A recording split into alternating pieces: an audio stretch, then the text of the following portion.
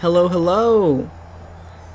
If you are here and you're hearing some vaguely droidish Star Wars sounds in the background, that is, of course, because we are playing Star Wars Hunters today! Also, probably, if you have been around a little bit, you'll notice that the stream looks quite different. I'm testing a new stream overlay style. If people like the old one better, I can go back to the old one. But I wanted it to still have all the same elements, but be less visually loud. So have it be not quite as overwhelming on screen all the time. But anyway, that was me getting a little drink. So, oh yes, Azalea, I already know, it's different layout. Feels weird, but it looks nice. Thank you very much, Azalea. Yeah, if people say it says too weird, then we'll of course go back. But for now, I'm gonna try it out. Hello everybody, my name is Markiplier. Wait, Markiplier? He's here? That's crazy. That's actually crazy. Alright, alright, we'll get into the specifics of the game in a sec here. No, I'm not gonna apply that. But it's been a minute since I played, so I have to claim a bunch of rewards. Because this game rewards you for how much you don't play it, which is honestly kind of the best part. Nope.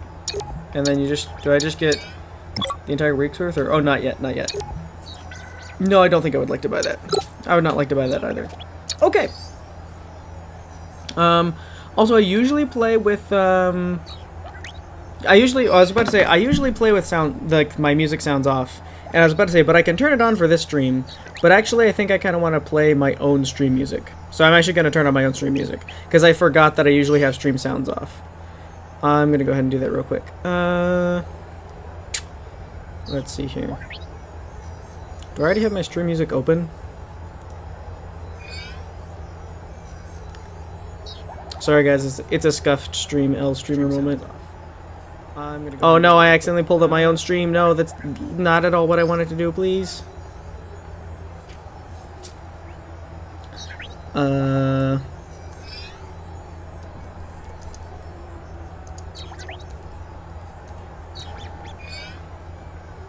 stream music that I normally use, I have two kind of like playlists, and one of them I have saved, and one of them I very much don't have saved, and I have to look it up every time. And I forgot that this game doesn't have, well, it does have music, I just don't really care for it. I personally don't really like the music. Yes, this is what I wanted.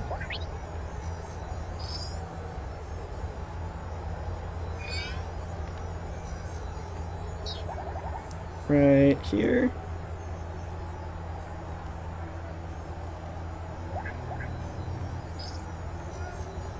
There we go. All right. I'm back to actually streaming. This is like a real stream now. Music will be kicking in a sec here. Okay. Markiplier would use his actual account, I feel. No. He always uses an alt. Specifically an alt that is other people's names who have been in chats before. So yeah. Yeah, it actually is the real Markiplier. You should be unlike every other content creator and play Undertale music. That would be really original. And copyrighted music would also be cool. Also, this game... My game sounds feel a little loud. I think I need to go ahead and... turn that down a little bit. Because every time I do anything, it seems very loud.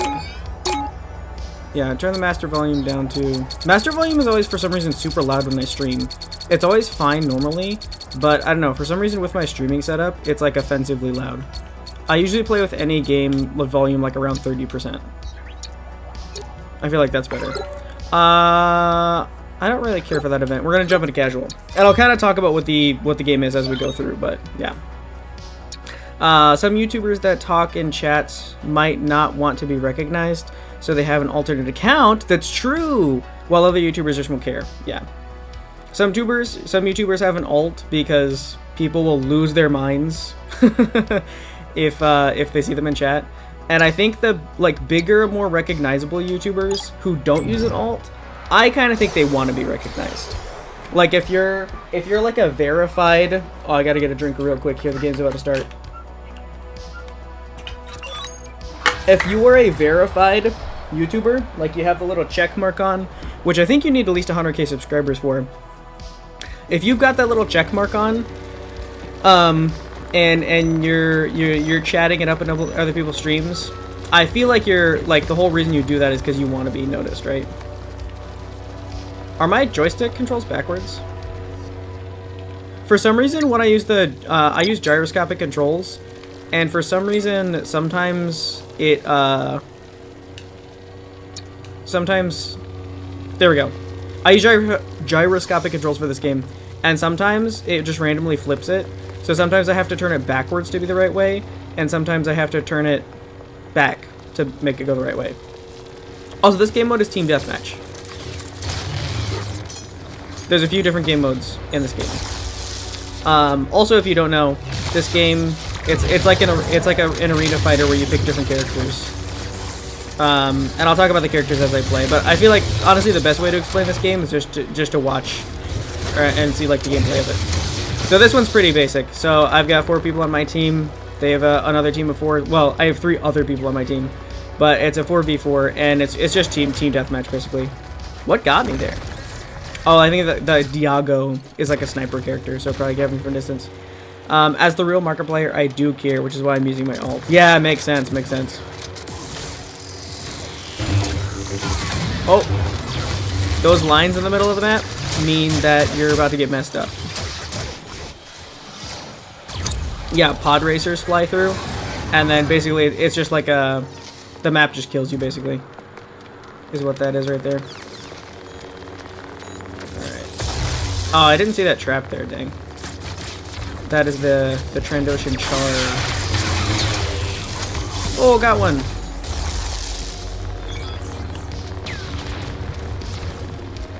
Alright. I feel like I'm a little rusty. I was playing this game fairly regularly for a while. Like, generally at least once a day or a couple times a day. I wasn't like the best. I wasn't like, you know, grinding for hours. I would just pick it up like once or twice a day for like a little while. But it's actually been a little bit since I've played it. So that's why I'm starting out a casual, and that's why I said like on the thing like, well, we might get to ranked, we might not, because I do really like the ranked game mode. But it is kind of punishing because you definitely lose progress if you lose a game. Although we are doing pretty well. It's first at 25, we're at 21. I wasn't really watching the score, I was mostly watching chat. Yeah. Also, yeah, I guess I got a bit distracted today. I guess I should talk about the game a little bit. So this is Star Wars Hunters. It is a free-to-play mobile and Switch game. I am playing on Switch because I don't like mobile controls generally. Unless a stream like really, or unless a game is like really designed for mobile play, I pretty much always prefer to play it anywhere else. I would also normally play games like this on PC, but it is not offered on PC. It is only, oh, I need help. Oh, but we won, it doesn't matter. It is only mobile and Switch. So because I can use a controller, I'm playing on Switch. But yeah, there's a few different characters you can play as. You kind of unlock them one at a time. So the first one you start with is like a bounty hunter character. Oh, wait, where am I? Oh, okay. I thought I was somebody else. I didn't get quite last, but that wasn't the best. It wasn't my best game. That's why we're warming up. But yeah, you start with, I think, just one character. I'll go up to the hunters real quick. So this one right here, Imara Vex. This is the character you start with. They are a blaster character, so like ranged. And then you get all the other ones like one at a time. Not in the order they're on screen for some reason. This isn't the order you unlock them. They just kind of show up randomly here. But yeah, you start with the bounty hunter character, and then each class is one of three, or sorry, each character is one of 3 class types.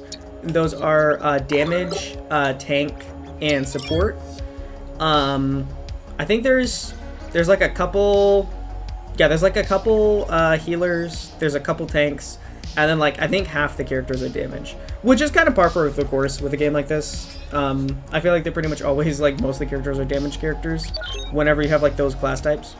Ooh, so this is point capture. You have to capture at least 2 of the 3 points to score points, and you get times 2 points if you score all 3.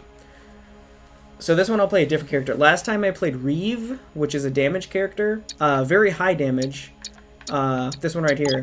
But she does not have very good HP, so it's kind of like a trade-off. That's why I picked her for a team deathmatch. This guy I have been using more for the point capture because he's a little bit more balanced. He doesn't have super high attack or super high health. He's just kind of in the middle. But I like him. He's a good middle guy. I've played Battlefront, so it's interesting.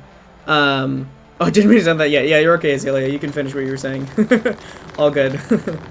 But yes, I'm what I can extrapolate from what you were gonna say. I have also played Battlefront. I really enjoy the Battlefront series. Also, yeah, Azalea, I don't think you were here for like my first stream, but my first stream on YouTube was the Battlefront 2 when the Classic Collection released. That's what I started streaming, and then I did a few other Battlefront streams. I'm pretty sure you joined in the Sky era of things, but yeah, I've also quite enjoyed the Battlefront.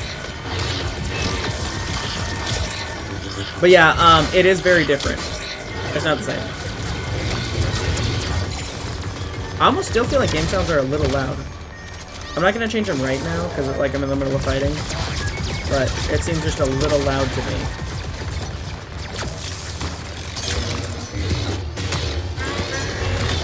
Nah, maybe it's fine. Maybe I think I haven't played an action game in a while. Sky is such a quiet game that not a lot happens.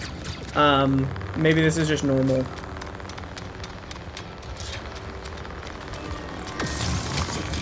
Oh, got him. Messed him up.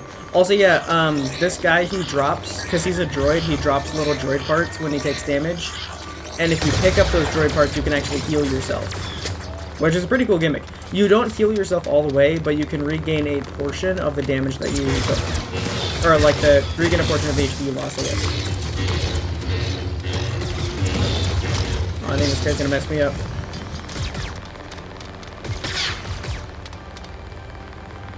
Oh, see, my gyro's inverted again.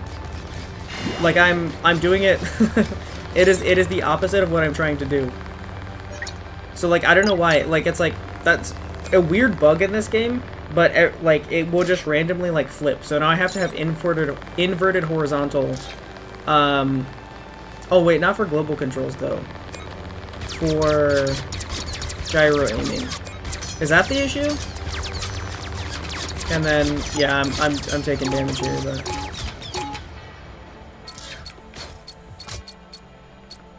turn down to 20.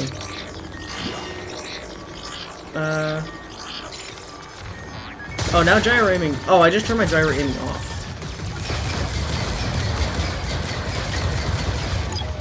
That's what I did. Gyro aiming off.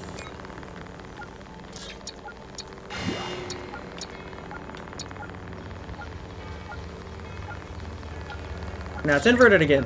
What is going on? I don't usually have this much problem. It is a consistent issue, but it doesn't usually happen quite this much. Anyway, point capture is the best game mode. I think point capture is the most balanced game mode. I will say, sometimes I do like the other ones. Like I like the trophy one and I like the deathmatch. But like, you can really, if you have a few good plays, you can really like change the tide of point capture. And even if the teams are, like, the skill match isn't quite the same, it's a little bit more forgiving, I feel like. Whereas, in deathmatch, like, it really only takes one good player to kind of wipe out the other team. So, yeah, I think point capture is absolutely the most balanced. And J3 is my favorite. J3 is my favorite guy in terms of playing and also character. I wasn't here yet. I joined with Voices. Oh, Voices of the Void! You're right. I kind of forgot that was when you joined. For some reason I was thinking Sky, but I think that's just because, like, you're very active in the Sky streams. Alright, invert horizontal. I guess. I don't know, maybe that'll fix it? But yeah, that's the only downside of using the gyroscopic controls, is it just kind of randomly inverts them. It never inverts the Y, I don't think. It never inverts the Y-axis, but the X-axis is just kind of randomly inverted. So that's a little weird. Motion controls are the same as gyro aiming, right? Yes, yeah, they're the same thing. Yeah. So some devices and consoles, like, it calls them motion controls, and some calls them gyro. But yeah, it's just you actually tilt your controller to one side, and it turns, either it moves you that way or it turns your camera that way. I think I wasn't really paying attention. I think I do read this game. So yeah, for this, like, if I tilt my controller to the right, it will shift my aim to the right. So the reason I like it is because I'm honestly not a super good controller player. So if my joystick movement is not very good, I can make micro adjustments with the gyro aiming, and then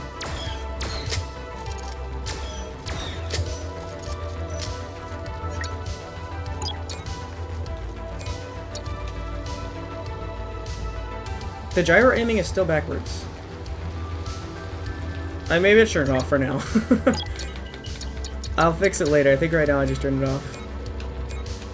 Yeah, that's alright, that's alright. We'll play with gyro later. But anyway, in theory, the reason that I like to play with gyro when it's working for me is because, yeah, I'm not super precise with my joystick and controller movements, but oh boy, I'm messing them up.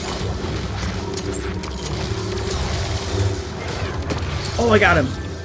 I had to really focus there. Yeah, it's just to account for, like, my imperfections with my other, my just general controller use. Because I can, if I overshoot, like, my aim, I can, oops, this is not a good spot for me. I can shift my controller slightly to, like, where I overshot, or if I didn't turn quite far enough. And then, it actually isn't as important for the melee characters in this game, because, like, the characters I've been playing have lightsabers. So, like, the person's right in front of you and you swing your lightsaber. Like, it's pretty... Aiming isn't as important, it's more about where your character is. But, like, for the ranged characters, it helps me out a ton. And when I first played this game, I played only ranged. Which is another thing, there's kind of, like, two subclasses in this game. Because on the main classes and the ones that I talked about, like, in the game are the damage, tank, and support. But, like, I feel like the ranged and melee classes play very differently. So I would almost count, like, range and melee as two different. Anyway, that's enough of my ramble. My rambling. Yeah, it says gyro is not inverted, but it actually is, so you have to toggle on inverted. It's confusing. Yes, yeah. And I don't know why, like, I mean, if you just, like, if it started inverted, like, if for some reason gyro controls, like, the default was inverted, so you had to, like, invert those controls, so that it was inverted twice, and it was actually, like, normal, I would kind of get that. What I don't get about it is it's not the same. It's not consistent. Like, every time I play another game, it's, like, it doesn't save how my controls were last time. Ah, dang. That's the one downside of the character I'm playing. Like, no HP. This character has 150 HP. I think most of the tanks have 300. And the other character I was playing, the droid, J3, has 250. So in this game, 150, which is how much I have, that's like nothing. That's like non-existent HP. So it's definitely a big, toss-up. But I think it's worth it, just because Reeve outputs so much damage. So if you're gonna play deathmatch, you kind of, yeah, I feel like damage is more important. But then obviously, like, I can't die too much or we lose. Yeah. I'm terrible with motion controls. Azalea, I am actually terrible with motion controls too, most of the time. And I cannot use, like, only motion controls. Like, some people are crazy about, like, gyro controls. Like, I think there's some people in, like the CSGO, Call of Duty, like that, like those, like, first-person shooter communities who use exclusively gyro controls, either to aim or move or both. And they're very good with them, and I use them slightly in this game to, like, balance out using regular joysticks. But I have not had good success previously, like in other games, so Oh, we're rising up. Oh, that person got 14. 14 out of 25 kills to win? That's actually insane. That person's goated. I think I just... My record for a while was 12, and then I had a couple games where I had 13, and I think my record might be 16. I definitely, like... I took, like, a screenshot. I'll have to go through and look. I think my newest record is 16 kills in a deathmatch. But I'm not going to talk myself up too much. I think... I can only say for certain I've got 13. Which is 50% of, like, the 25, because the deathmatch is always first to 25 kills. First team to 25. So, I got 50% of the kills my team needed. So that was kind of cool. But then I also do really bad some games, so. I don't know why, but the graphics are struggling more this stream. The last few streams since I joined were fine with the graphics. Really? Is it, what is it? Is it like frames, like frame rate? Or is it like resolution, like it's fuzzy? Or both? Was it 16? Okay. I didn't want to say that. I didn't want to misremember what that game was. But yes. But yeah, you were there, so yeah, thank you for backing me up. It was 16. I will probably never reach 16 again. But yeah, anyone else in chat, is it bad frames? Is the game fuzzy? Is it both? Usually graphics are struggling, so I assume you mean like the frame rate is okay, but the game is actually fuzzy. Humble for no. Just this once. Usually I talk myself up too much, but just this once, humble for no. Also, yeah, I forgot, wasn't paying attention to what game mode this was. This is game mode where I usually play Weave. But I think I can do J3 though. Nope. Oh, that's a Wookiee.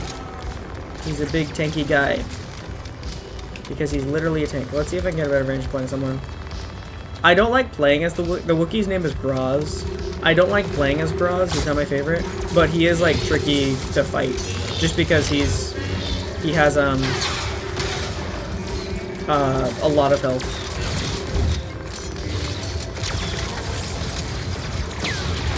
Ooh. Oh, this is rough. Also, yeah, the lightsaber characters can block, but you have like block stamina. So, oh dang, that was good. They just spammed their heal. So if you run out of blocking stamina, then you can no longer block flashables. Also, you can see my aim is just not the best, and that's generally why I use gyros to like kind of correct for that, because it's easier for me to just lean the controller to one side if I'm. Stream will be a bit fuzzy for a bit. Yeah, it's a tad fuzzy for a bit, but been back and forth, I feel. Okay. I didn't know if it was just the output, like if like the resolution of the stream was bad, or like the resolution of this game is not as high resolution as other games that I've played. Like if you are close to your screen on a large device, the graphics of this game are optimized for mobile and then like ported over to Switch. So even though it's playable to Switch, the original resolution of this game is at mobile dimensions.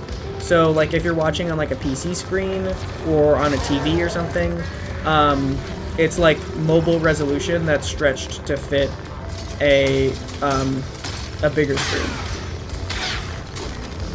So anyway, it might be like connection, or it might be just like the stream is like a little laggy today.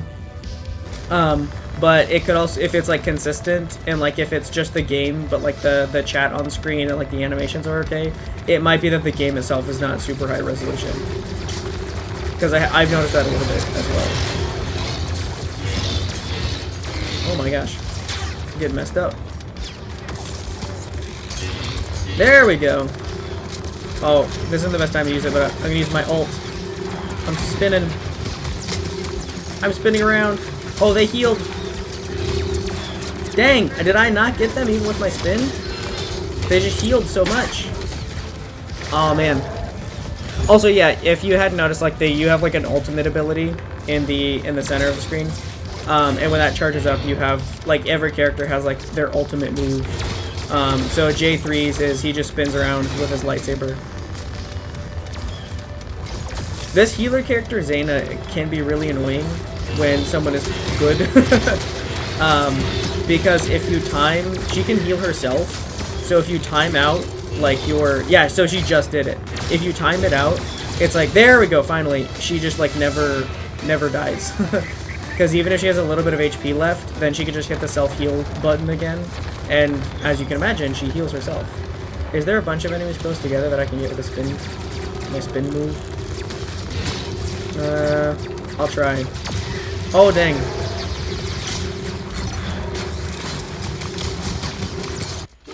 Well, I got him, but it didn't matter. That's rough. Oh, GG though. They were a legitimately good team. It seemed like it was okay, but it seemed like it was okay in the menu, but once you started playing, it got fuzzy, including the chat overlay. Okay, so it is the stream as a whole. Dang, that's too bad. Well, at least that means that hopefully if it gets better, that the actual game itself won't be too bad resolution. But yeah, I'm not sure why it would be. I don't feel like I'm doing anything that would take up more bandwidth than normal.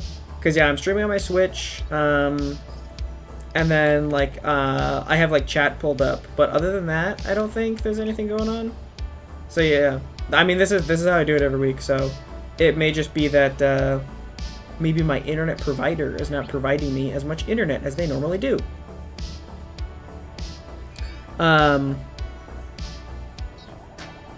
Oh, you're watching on mobile? Gotcha, gotcha. Yeah, so for you that wouldn't be an issue then, even if you're watching on mobile. Yeah, crystal clear right now. Interesting. I wonder why that is.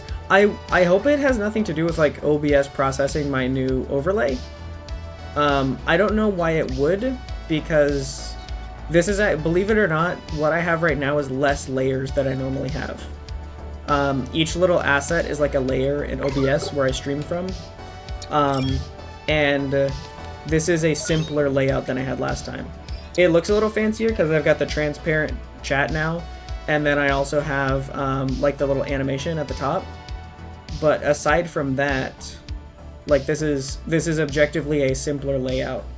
So it could be because of the animation at the top. I guess if it goes back to bad while I'm playing, I can try turning off my animated overlay and see if that helps. But that's weird. Dang. I was all proud of myself too, because I was like, I was getting chat all set up, and I was like, oh man, chat's gonna look cool on stream, because it's got the, it's like the transparent thing that all the cool streamers have. I also have it set up to where I can like see it really easily. It's like, oh, I'm gonna be caught up to reading chat. It's gonna be great. and then the stream itself is just buggy. As normal, I'm making food during stream. Oh yeah, yeah. Yeah, I concur with Shinky's question. What food are you making, Azalea? I hope something good and nutritious.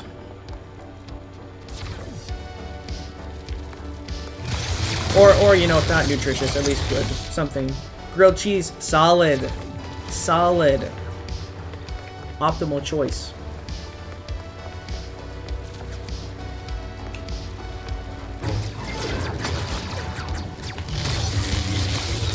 Oop, my aim. Oh, they healed, but they can't get away from me. I'm crazy. I'm crazy with this red lightsaber. I am the villain. Let's go. Oh.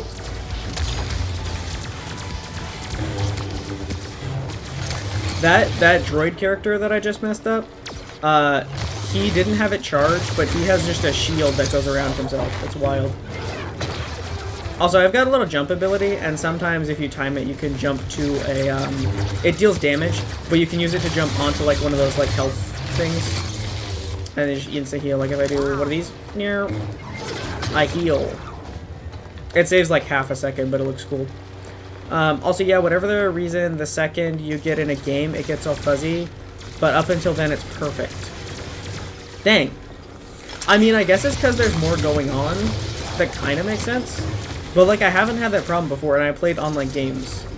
And this isn't, like, it should be, like, taxing the stream the same amount as Sky did. Because Sky is a mobile game that I was playing on Switch, and this is a mobile game that I'm playing on Switch. I guess there's more going on, because this is combative. where the other one wasn't. But yeah, I don't know. It might be the amount of moving objects with the new setup. That's true. I can, here, one sec. I'm going to try...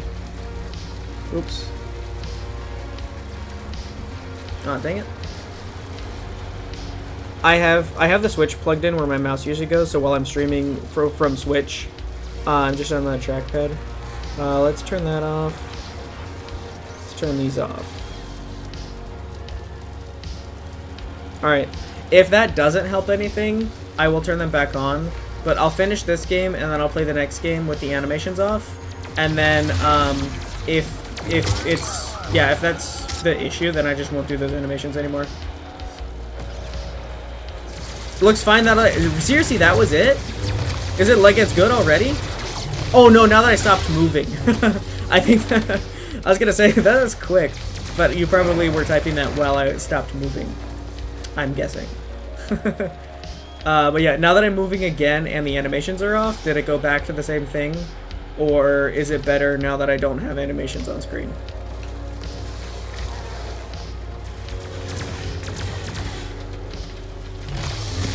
I guess that is another thing, like my last stream setup, it did have a lot of like layers, but they were almost all static.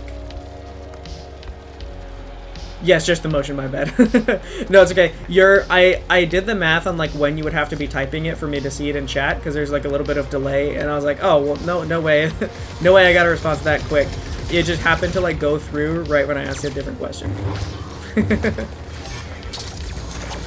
That's like the one thing that like I kind of forget about sometimes, is like the chat for me is like in response to something I said like at least 10 seconds ago, which doesn't sound like a lot, and sometimes it's definitely more.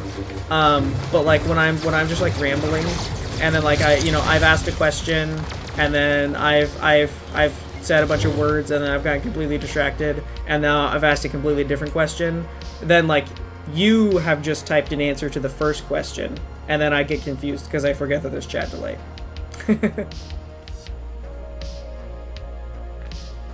Alright, I'm gonna hydrate between games. If you have a water, go ahead and pick it up. Go ahead and get hydrated. Oh, I got second place, but I had the most kills. 9.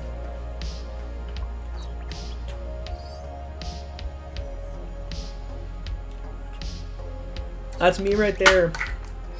It's Inferno, it's me! I'm that guy. Yeah, I didn't see who the top player was, but they must have either got more assists than I did, or they got, like, you can sometimes score higher if you heal a lot, which is kind of nice. I do like, a lot of people don't like playing healers in these type of games, because, like, it's like, okay, well, I'm just there to help other people get kills instead of me getting the kills. I want to also contribute. And then people don't like to play support characters. Everything looks great until you start moving in a game. Looks about the same as it did with your overlay stuff. Okay, I'll try one more without it, and then if it's still nothing, then I go ahead and turn it back on. Yeah, I'm trying to think of like anything that I could do while I'm live to change it. Because like there's like frame rate and bit rate and other things you can do to optimize the quality of the stream. But I cannot, like, I have to end stream to figure that out.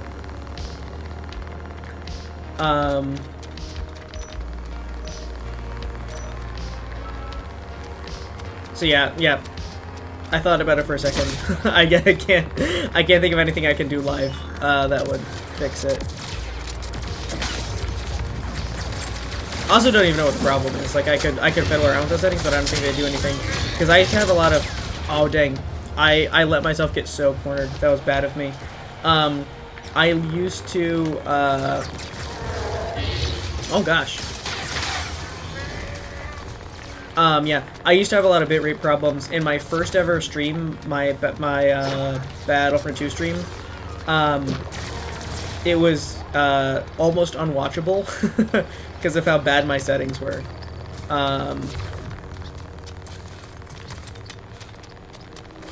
There we go.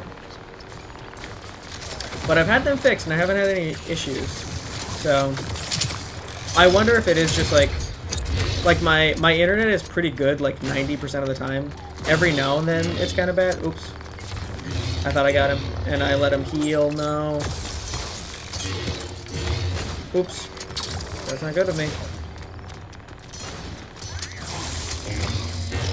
Finally! He was just legitimately good though. That was a good player. But yeah, anyway, I've got all that like locked down and now with like what my settings are, and I have not had an issue since that first stream, so could just be an internet thing. Oh my gosh! Dang! I thought if I could like grapple him, I could pull him out of the air, but also I've been more focused on more focused on talking than the actual objective. I think I'm playing poorly. I think I am in fact letting the enemy team win. Oh, dang! I just activated my ult, and they were so close, I would have got them all. I would have done a ton of damage, but the other guy stunned me right before I could do that, which was good. Like, for him. He was just skilled. But yeah, it would have been a good play for me if he was less skilled. If he was not better than me, I would have looked cooler. Not unbearable by any means, just a little fuzzy. Yeah, that's still kind of annoying though. And it's still kind of like that always gets me, is like when there's no I can't figure out why something is, even if it's not a big problem. I would really like to know like why and what's causing it.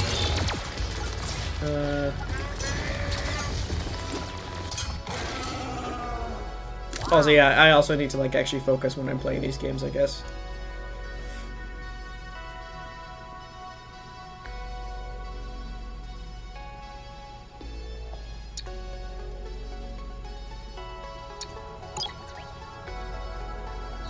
Also, yeah, Azalea, you were saying something about having played Battlefront. Have you played like multiple Battlefront games or like just the newest one? Because I am a big enjoyer of the Battlefront games. I had to make a choice to stream something other than Battlefront because my first like 4 or 5 streams were the old Battlefront 2, the original 2005 PC edition, and the Classic Collection re-release. I streamed those a lot when I first started streaming, and then I was like, okay, I need to stream something else. Let's stream Battlefront. And I streamed the 2017 version, like the new Battlefront 2 EA. Battlefront 2, okay. Do you know, was it the 2005 or the 2017?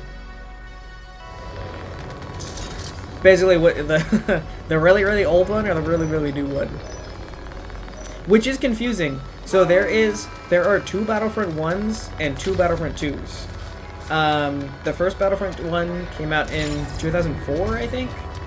And then they immediately followed up with a Battlefront 2 game the next year, 2005. And then I think it was 2015, they came out with Battlefront 1 EA, which was a kind of a remake, but not really. They just gave it the same name. I don't know which version, probably 2017. Gotcha. I would guess so also. And then yeah, then they released another Battlefront 2 in 2017. And they are really confusing to keep straight because they gave them the same name. If anyone out there is a game dev and you're programming a game or you got the rights to an old game, anyone who's doing the game series, to keep the game straight, I urge you not to name multiple games the same thing. Especially when you have sequels. Having the sequels be 1, and then 2, and then 1 again, and then 2 again, is just not the best. It's just not the best strategy. 1, 2, 3, 4 makes a lot of sense. I'm even okay with like 1, 2, and then, you know, another name like Origins, and then the Definitive Edition or something like that. At least something to keep them separate, you know? Or like, you know, 1 and then 2, and then you release another one called like the Ultimate Adventure, and then you release 3. Something like that. Those are all okay options. Also, I'm kind of doing alright this game. I'm not doing half bad. But please do not make a game called 1, 2, and then 1 and then 2. Because that's what EA did, and it's the silliest thing. Oh, our squad is dominating. We have all 3. All 3 points. We're getting double points. They are capturing C, and we're not going to let them do that. We're not even going to let them play the game. Oh, perfect circle around that guy. That's kind of like what you have to do when you're playing a melee character. You kind of like strafe around them in a circle, and then they can't like hit you. Or at least it's very hard for them to hit you. The only thing about that's hard for me though is like actually, oh, we did it, let's go. Oh, 100-0. 100-0, that's not bad. So we scored, like, we got to 100 points, but they didn't score a single point, which means they never held 2 points at the same time for the entire game. That's not bad. And I was at the top. Oh my gosh, I think I need another drink of water. I was at the top. 100-0 and I top fragged? No way. It'll never happen again, but that game was pretty, that game I was half decent.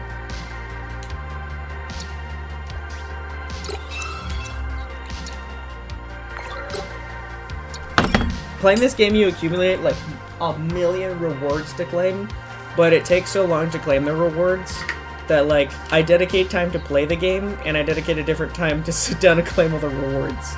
I did the ones at the beginning, but it was an entire week's worth because it's been a minute since I played. Let's go! We did it! Let's go. Control point. So now there's only 1 point, and it will change locations as we go. This one I like, but it's a little bit more challenging. I feel like it's a bit more competitive, and the only thing that's a little frustrating about this game mode sometimes is I have had it to where we are very close to winning on my team, and then the point moves to the other side of the map, and the point just spawns where the enemy team happens to be. And then they don't have to move to capture it. And then, like, we would have won because we were holding the point. They couldn't take it from us. But then it spawned on them, and then they had a big enough advantage that they were able to win the game, even though we were so close to winning. That happened one time, and I didn't like rage about it or anything, and I'm not like super mad. But I wish there was a way to balance that a little bit more. Because we used skill to hold our ground for the entire game, and then due to a random occurrence, they got an advantage that we could not recover from. Something else confusing is 2 books. Oh, 2 books in a book series coming out in the same year. Kind of shocking, but not confusing, saying they came out in 2015, but actually 2018. Sources contradicting each other for who knows why. Oh, you're talking about 2 different things. Like it's confusing, like when book series like release like 2 books in the same year. And then for like the Battlefront games, like some say 2015 and 2018. Yeah, those are both confusing things. I don't follow a lot of book series. But I can't think of any book series off the top of my head that I know for certain, like, two came out in the same year. But that's probably because I don't follow a lot of book series.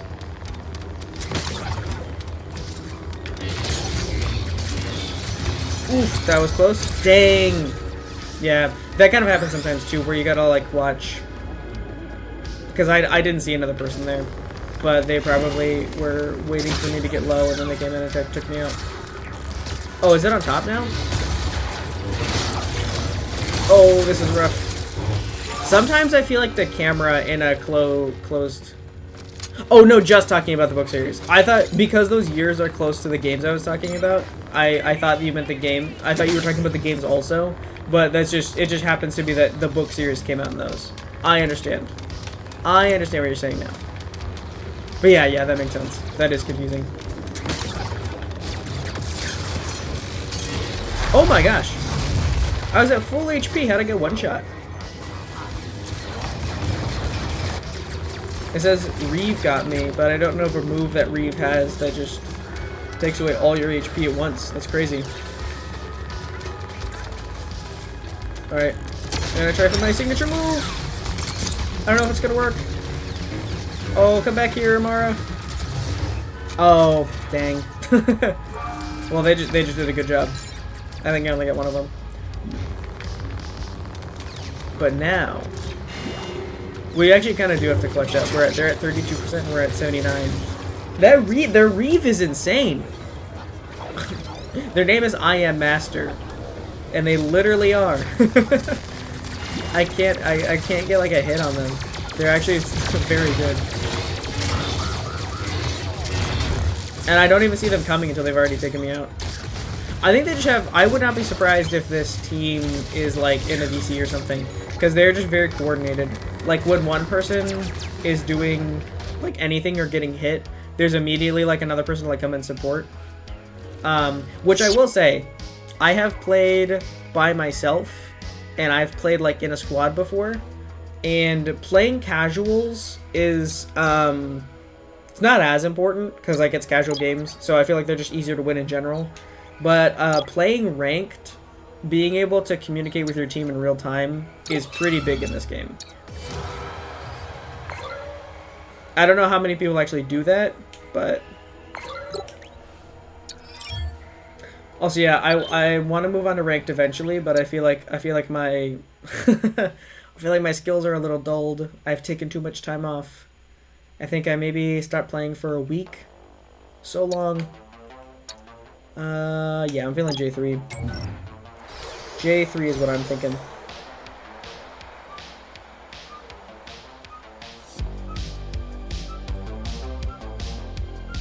Also, yeah, I guess if my animations were not actually a hindrance, I can turn those back on. If that does, like, reduce the stream quality a little, I'll turn them back off, but since you guys said it was not a big issue, then I'll just leave them on for now.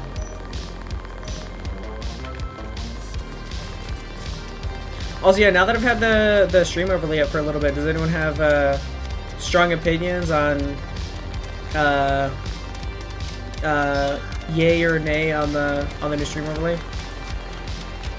There's not as much to it, but like I said, the idea of it was, even though the other one was like, it was like a nice grid where like everything had a place. I felt like so much of the screen was not the game, and it was a little visually loud. I still really liked it, but like I was, like I go back through my VOD footage when I like want to like see like if I have like a good clip, or like if, you know, a VOD is like, you know, oh yeah, this would actually be like a good video if I like, you know, cut this up a little bit. And going through some of the VOD footage, when I was watching it for like not just like streaming, but like when I just like sat and just watched it, sometimes the screen seemed like there was just like a little too much going on. So I wanted to have something where the game was like more in the center, and that there was still like it was still an overlay, like it still looked like, you know, polished, and like there was still stuff going on, so it wasn't just gameplay, like it looked like a stream, but that it was a little bit more balanced. The beginning of the song made me think of Take On Me for a second. I think I know what part you're talking about, yeah. I don't remember the name of the song, but I've listened to this playlist enough times that I know the part of the song you're talking about. Well, I would play Take On Me, but, you know, copyright. Oh, actually, now I'm thinking about that. I don't know that I, because I wasn't planning to play this, I don't know that I credited this artist. I'm gonna have to make sure I do that at least after stream. But yeah, disclaimer to everybody watching, the music I'm listening to right now is by White Bat Audio. And the VOD, I will go back and make sure that the link to their channel and like their name is in the description. I just realized I forgot to put that. But yeah, White Bat Audio, they make good stuff. Anytime I have synthwave, it's by them. And I think all their stuff is copyright free. Copyright free under the pretense that like you credit them, because I don't know that they require it. I don't think they'll like DMCA you. They just like request a credit, which is very fair. Also, I just really appreciate like channels and artists that offer things that are copyright free, because those are hard to find.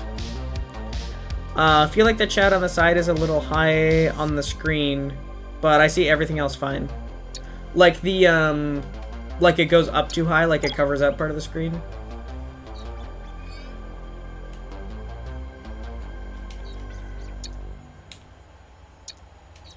I kind of just based the chat on like what Ludwig has, since Ludwig is like one of the biggest streamers on, you know, broke a bunch of records on Twitch, and then he's also like so big on YouTube, and kind of like, I won't say like pioneered, but like he really opened the door for like plugins and like customization to like make YouTube streaming good. And I don't have it, but like I think he has a few like chat plugins that makes it like more responsive, and like maybe you can add like, you know, custom emotes without being members. I don't remember. He's got a few things like that.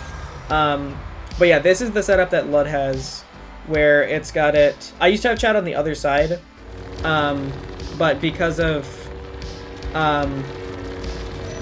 chat is like aligned, what is it? It's like text align left, I think is what it's called. Basically, it's flat on the left and it's like varied on the right of like how the length of the message is. So because like the left side of the text is like the flat side, I sat that against the screen, which is what everybody else does. I noticed I was the only streamer I could find that had chat on the side that I had it on.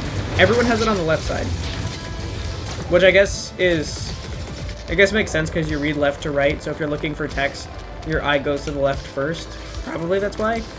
And also because of like the text formatting, like it sits nicely on the edge of the screen. But yeah, I had it on the right side just because that's where I instinctively put it. There was really no reason. But yeah, everyone else has it on the left, so I was trying it on the left. And then yeah, he's got the transparent background that just like goes all the way to the top. And then you have the top of the screen cut it off.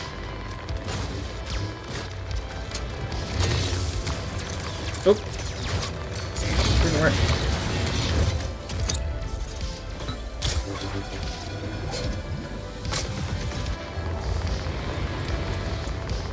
It just seems like the cutoff is on the top of the stream. It just looks a little weird to me. Yeah, that's fair, that's fair. I might polish it up a little bit later. I think I can add it to where, like, it gets cut off a little bit before, so that it doesn't look like it just goes through the roof. I think I can do that. So yeah, I get what you're saying. And that's a very easy change. Yo, Taz! There he is! Let me try to avoid dying, and then I'll actually read through what you said. So what is this game? I've never heard of this one. Yeah, so this is... also, I want to touch on that thing you said. I've never heard of this one. This game came out of nowhere. I follow Star Wars games, and I also had never heard of this one until it was already released.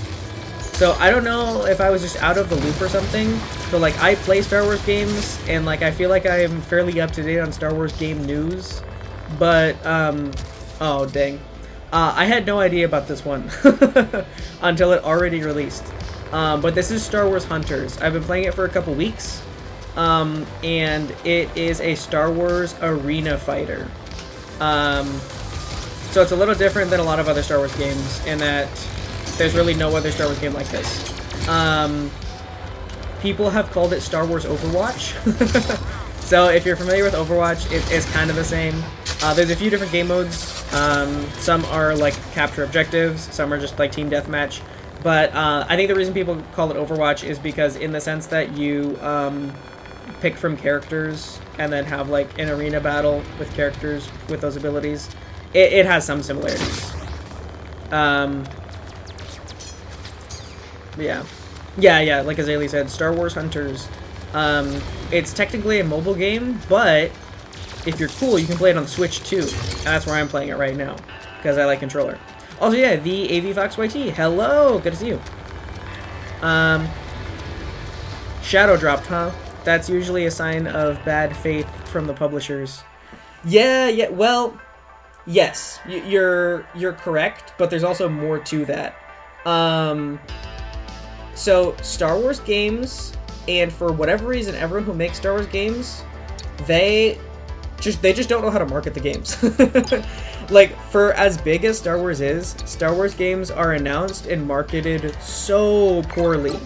Because like you said, it seems like they like don't even believe in the games if like they're not gonna like really publicize and announce them. And like for the Battlefront series, like the newest Battlefront game, there were tons of commercials for that. They really ramped that up. But then this one, after they released it, they talked about how excited they were about it and how much they wanted people to play it and whatnot. But they didn't really hype it up ahead of time. It just came out of nowhere. And I feel like I've heard other people talk about that too. Like, I don't think it was just me who wasn't expecting this game. But also, the worst offender for like marketing and oh yeah, I was gonna say this UI looks like mobile design. Yeah, this is a mobile game that was ported to Switch. So even though I'm playing on Switch, it is mobile UI. As you took no time to discern, it's very mobile UI.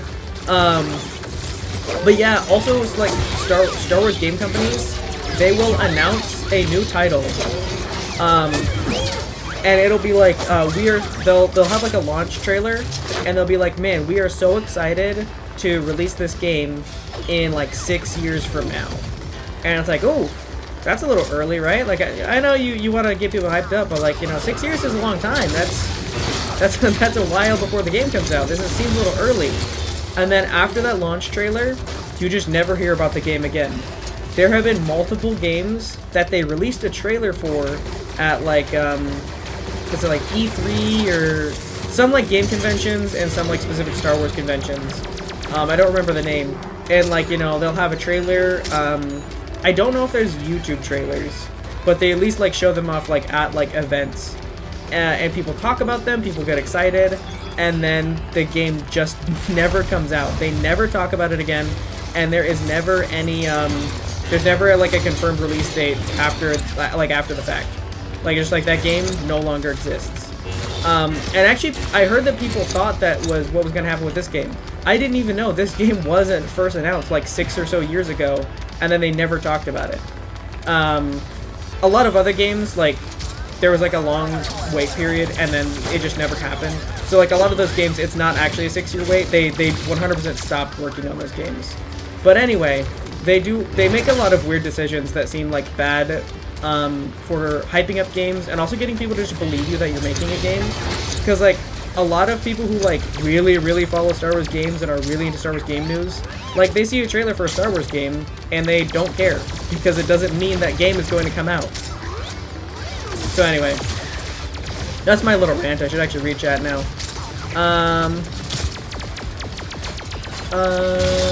Gouda Gouda cheese. Gouda cheese is such a great cheese, though. Is that what's on your grilled cheese? Because that's actually crazy. That's actually like a not just a grilled cheese, but a refined grilled cheese. Game audio during these fights seems a little loud. Yeah, it was at 100%. And I have since turned it down considerably, but if I need to turn it down more, I can 100% do that. We'll try 10. I went from 30 to 20 to 10. Surely 10 is not too loud. And like I've played this game on my Switch on the PC on my PC before. This is the first time I've done this. This is just the first time I've streamed this. And it doesn't, I don't know, it never felt as loud before, but like it was super loud. Like when I first started at 100%, it was unbearable. So I turned it up to 30 and then eventually 20. And yeah, I didn't realize it was still loud. So now it's, yeah.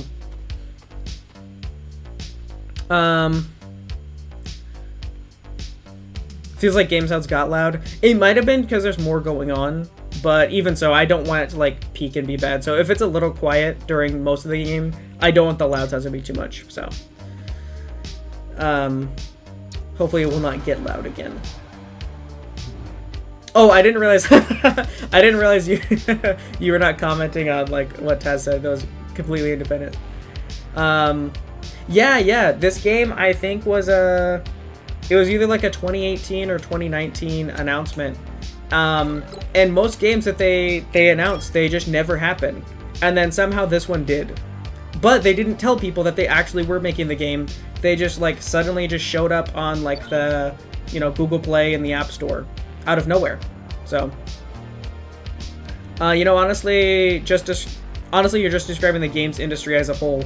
I mean, that's fair. That's fair.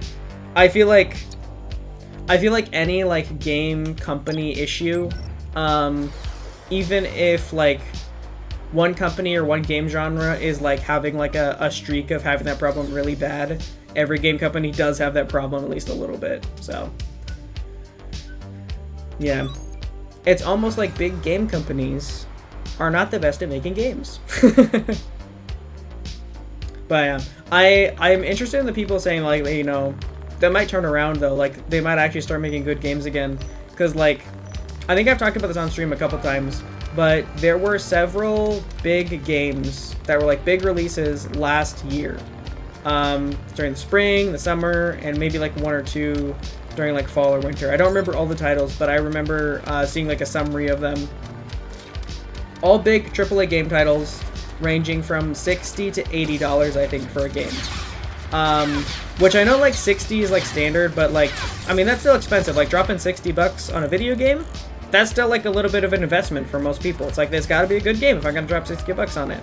And they keep getting more expensive. Like I said, I feel like at least one of those games was like an $80 game, which I get, big company, AAA game, big title, but like, games are getting expensive. They've been expensive for a minute, and it feels like it's just like, it's getting more expensive. I just lost them. Oh, they're all the way over there, because they have the run really fast ability. And anyway, most of those games that were really big and really expensive last year did not get very good reviews. The community was not super impressed with a lot of those games. And then Lethal Company came out, a much smaller dev team, and they released like the biggest game of the year at the end of the year for $10. And I feel like I saw some people like complaining about that, like, oh my gosh, how is this $10 Steam garbage outdoing everything else? But like, if you make a more fun game and you make it for cheaper, people are gonna play that game and they're gonna talk it up. Like, Lethal Company is a great game, and I do kind of hope that like that kind of puts some pressure on big game companies to just be like, all right, we have to make decent games, and if we're gonna charge a lot of money for them, they better be some really good games. Anyway, yeah. Now I can actually hear you doing fights. Yay! You can hear the yap for no rambling. I'm back, guys. I'm actually back. Oh, hey, I just remembered what happened between 2018 and 2024.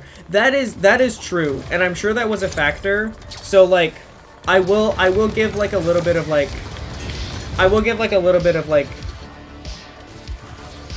understanding there, right?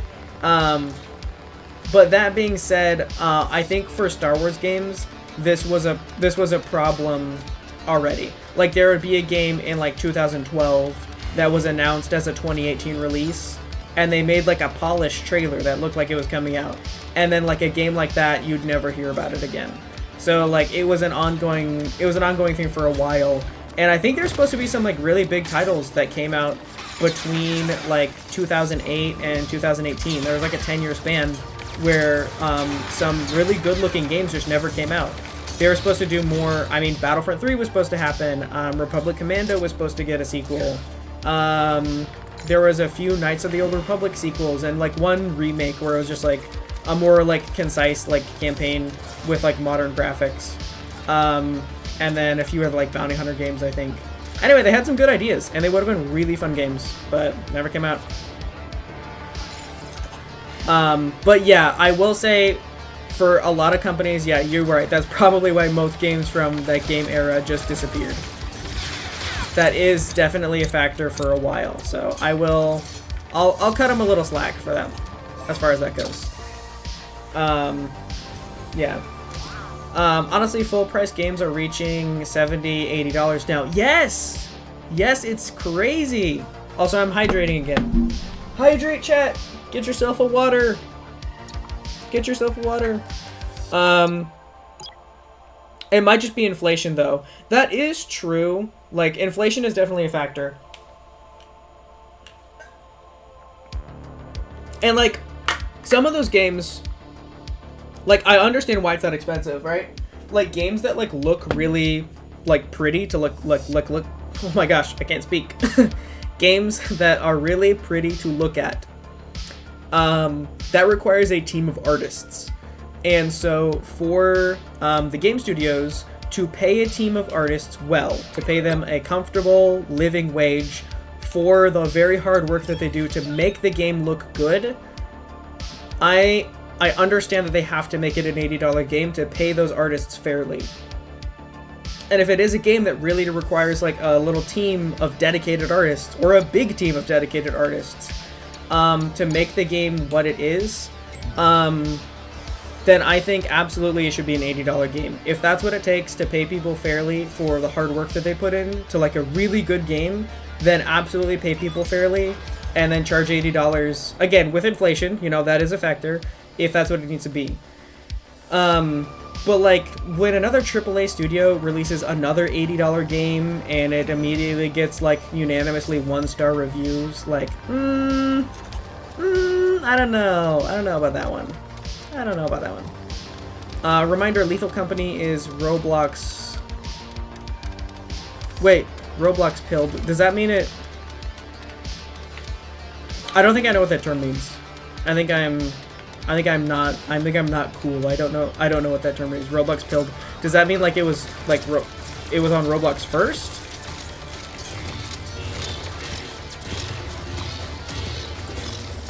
Because I didn't know that there was any association with Roblox, if that is what you're saying. Tears of the Kingdom was constantly called $70 DLC because it seemed a little high for a game, and because it was originally supposed to be a DLC. Yeah. I've heard that a little bit, but I've also heard like good reviews of Tears of the Kingdom. The one that I know had a lot of complaints was, you guys probably are at least aware of, like the big Spider-Man PS4 game, like when that was first released. People lost their minds over Spider-Man PS4. People did and still love that game. And I played it. It's good. Like, I will say, it's a good game. And then, like, the second one just came out. But between Spider-Man 1 PS4 and Spider-Man 2 for the PS5, there was another Spider-Man game, Spider-Man Miles Morales. And it was a full game at the same game price. And it was like maybe half or a third of the length of the first game, like the campaign, and it was mostly just fights that were like very similar to the fights you had in the first game, but the enemies had more HP and there were more of them, and the movesets were slightly different, and you had a couple new abilities like turning invisible and stuff to balance out the fact that all the enemies had like more HP, so they were harder to fight. So it didn't change things up a lot, and it was much shorter compared to the other ones. And it being the same price, people were like, okay, this is a full price DLC. And so yeah, for things, that's the one that I know the best. And I know that comment's been made about other games as well. I will say I did like Miles Morales. Like, it was a good game. But it was less game for the same price. That's still a fair critique. So yeah. But yeah, I don't know about the Tears of the Kingdom. This current song is really familiar to me. I have used some of these songs in my shorts before. I don't think they've ended up in a video yet. But yeah, some of these songs have appeared in like a couple of my YouTube shorts. But also, this is like copyright royalty free music. And a lot of copyright-free music kind of sounds bad, but this one I think sounds good, so it could just be that other people used it because it's a good track and it's copyright-free. That could absolutely be why. Giving me memories of Neon Divide VR roleplay. Oh boy. That was not a community or a game that I was involved in. Neon Divide VR roleplay. You're gonna have to tell me more about that, Taz. What is that? Just sounds a little familiar, just how some music sounds, though. I mean, also, like, if you've heard, like, 80s style synthwave before, I really like it, but there's not a ton of variation. Like, a lot of, like, 80s synthwave sounds fairly similar.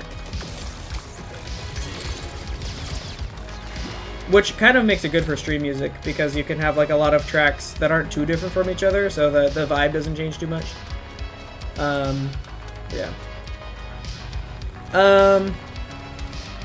No, I know this piece in particular. I can afterwards, like when I'm not streaming, I can send you the playlist and it has all the song names. So like how far are we? I've been streaming for like an hour 11.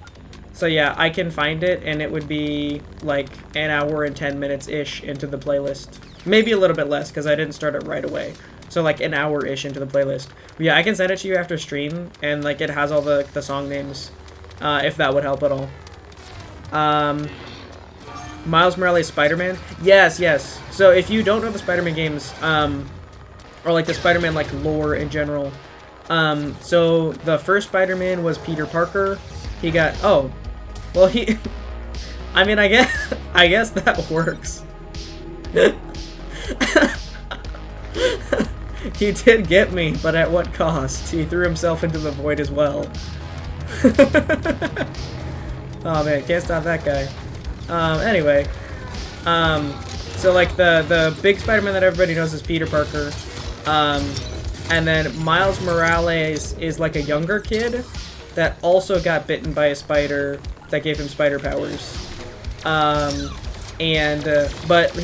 he got bit by not the same one though. It was like a genetically engineered of the first one.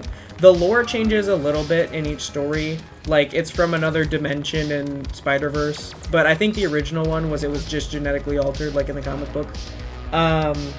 So he's a little younger. And the first Spider-Man kind of like mentors him.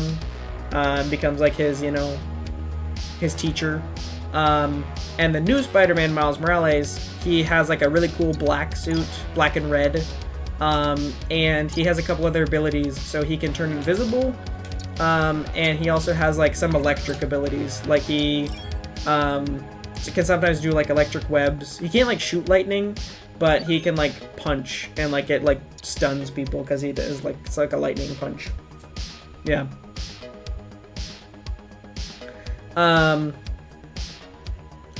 Yeah, that was season 1 Neon Divide music. Probably royalty free. Yeah, exactly. Okay, so what is Neon Divide and what is Neon Divide roleplay? I need the full lore. Because I don't know. You said VR, so I assume Neon Divide is with VR only though.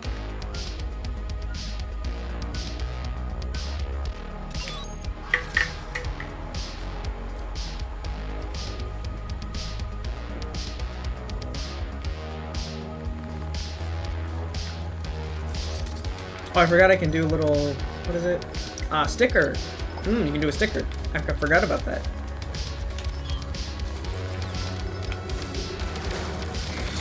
Oh. No, not this time. Oh, 2 at once. 3! Oh no, same 2. Just one of them moved, so I thought it was 3. Because object permanence, I just thought it was a completely new player. A game that is amazing for listening to music. No clue about copyright issues or any stream. Just shapes and beats. Amazing songs, fun, not too hard. But it costs money. So is it kind of like is it like similar to Beat Saber then? Because you said like it's a game with like shapes and songs. And if it's VR, that immediately makes me think Beat Saber. Is it a similar game? Because I've seen games like that, but it, like, I've never, like, played a game. Give me a minute. Taz is typing a novel. But yeah, Azalea, that makes sense to me.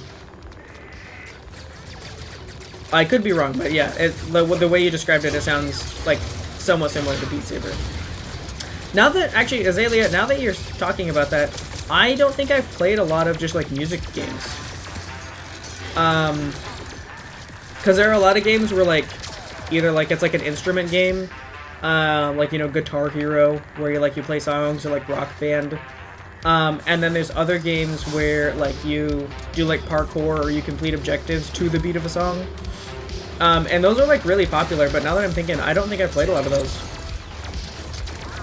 Maybe I'm not a true gamer.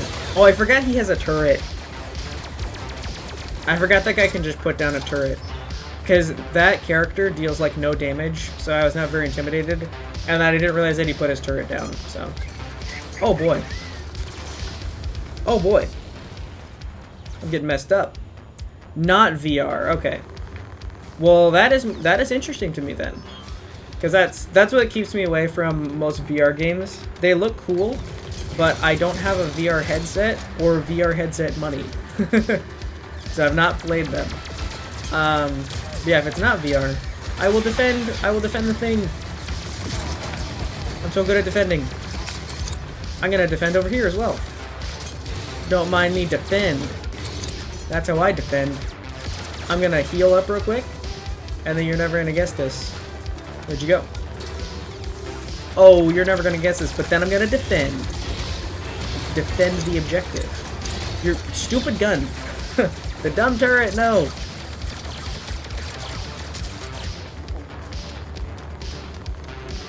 The only one who's allowed to use a good ability is me.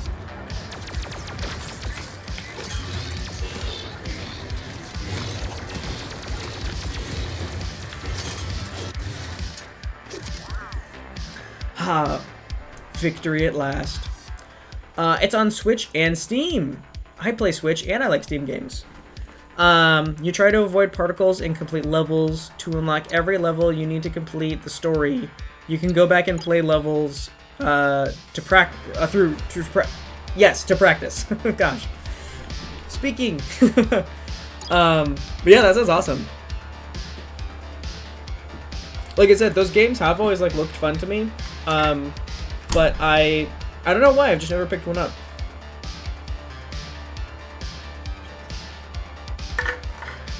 Well, maybe Neon Divide will go on the list of games that will go back into the potential game rotation when I have a bigger stream budget.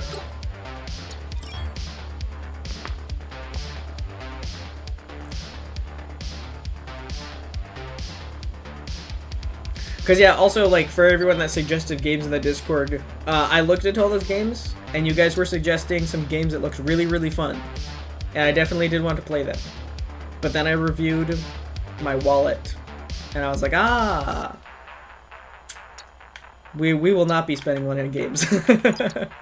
No, somebody took Reeve? Oh, I'm actually going to do a Toonie. I haven't done a Toonie today.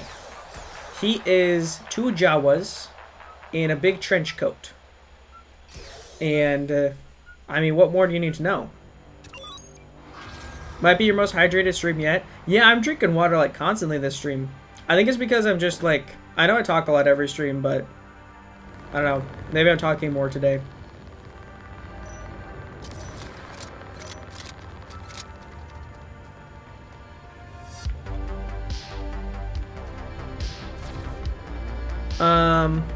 Just Shapes and Beats, Oh, yes! Just Shapes and Beats! Yeah, you did suggest that game. Yeah, I remember that.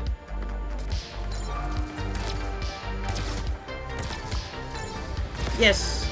Oh, but I can switch my blaster mode, and then if I get within range, I can zap him. Zap! Oh, dang. Alright, but if I did zap him... Water baby best drink.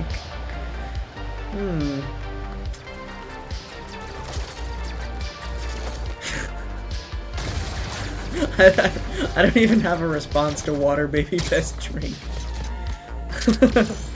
Unhinged.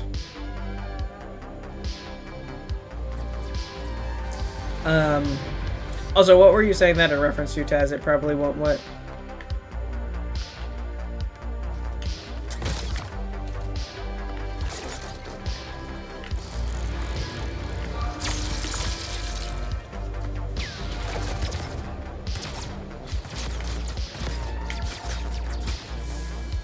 Oh, dang, I wasn't even looking.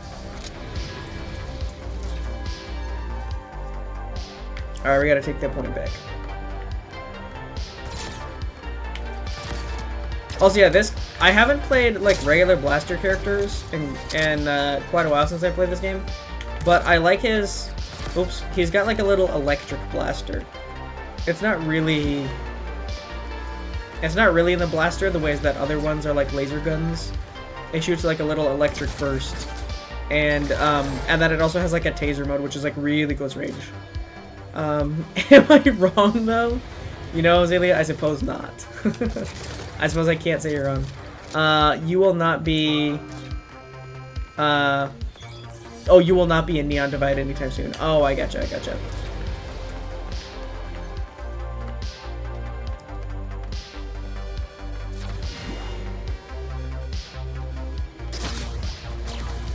Wait, it's not a game. Have I completely misunderstood what Neon Divide is?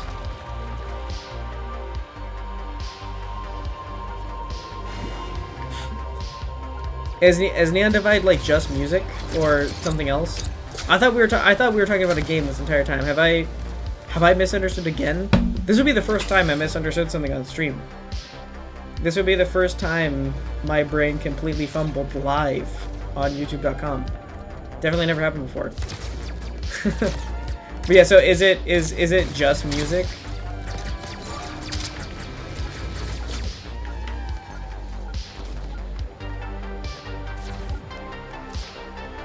Yeah, what?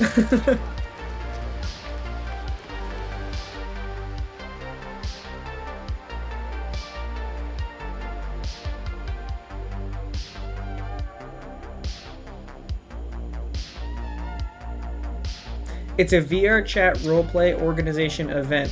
Oh, it is more. It's not really like Beat Saber. It's more like VR chat. I was not getting that before. So are there things you can like? Oh, I need to read. It has custom-made assets like models and music, but you don't do anything like you would do things in a game. It's just kind of like you're there. Also, yeah, I'm drinking water again. This is like the 8th hydrate of the night. Well, 8th time I've hydrated. I think this will be the 3rd time I announce it, but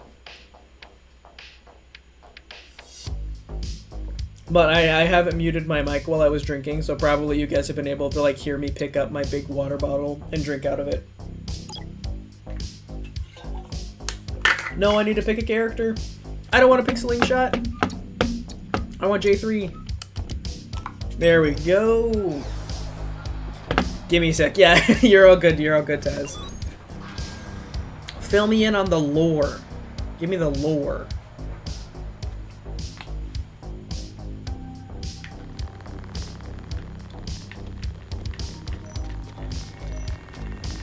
Oh yeah, that's the move right there. Yeah. I bet you Star Wars Hunters casuals can't spin like that. Wait, what did I say earlier to go into the Neon Divide convo? You and Taz both mentioned that the music I was playing, like a game or two ago, sounded familiar, and that it sounded like the music from Neon Divide. One of you mentioned Neon Divide VR. I think it was Taz mentioned that first. And so I was thinking it was a VR game. But I'm now realizing that I've misunderstood. Lore is a poor choice of words. Well, I guess not the lore then, but tell me about the experience. What does the game have in... What? No, it's not a game. It's not a game. What does the VR chat music experience have in place of lore?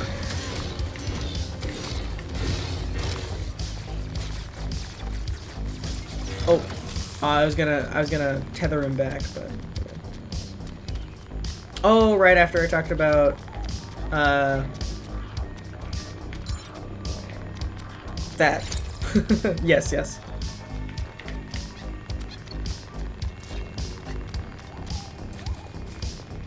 All right, we need to take points.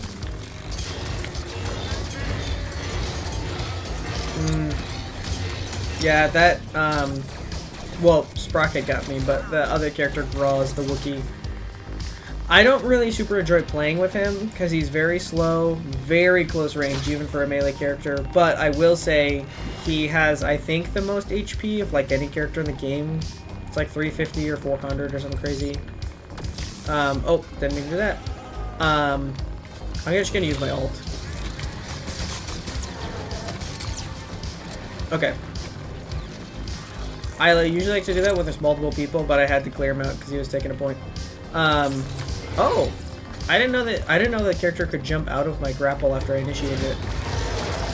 Oh, he's back already. No. But yeah, Graz is really tanky, and also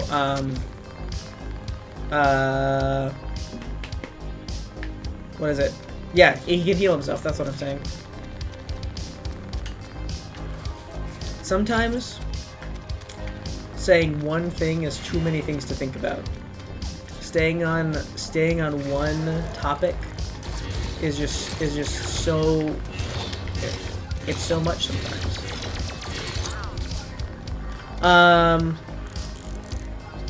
Oh yes, of course that's what you were talking about. Yes.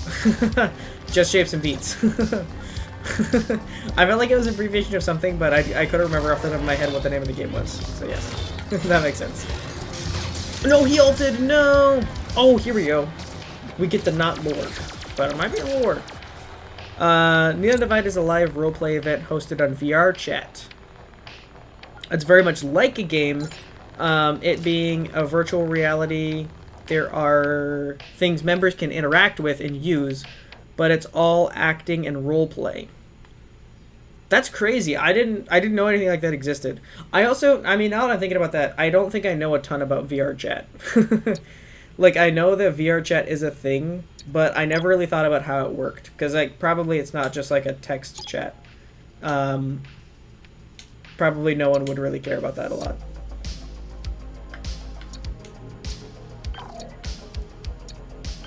Claim a couple of these. So it's not even adjacent to VR chat. It is VR chat, but it's something in VR chat. The setting is a cyberpunk dystopia set on an alien planet with classic fantasy elements like species and magic. That actually sounds awesome. That actually sounds really cool.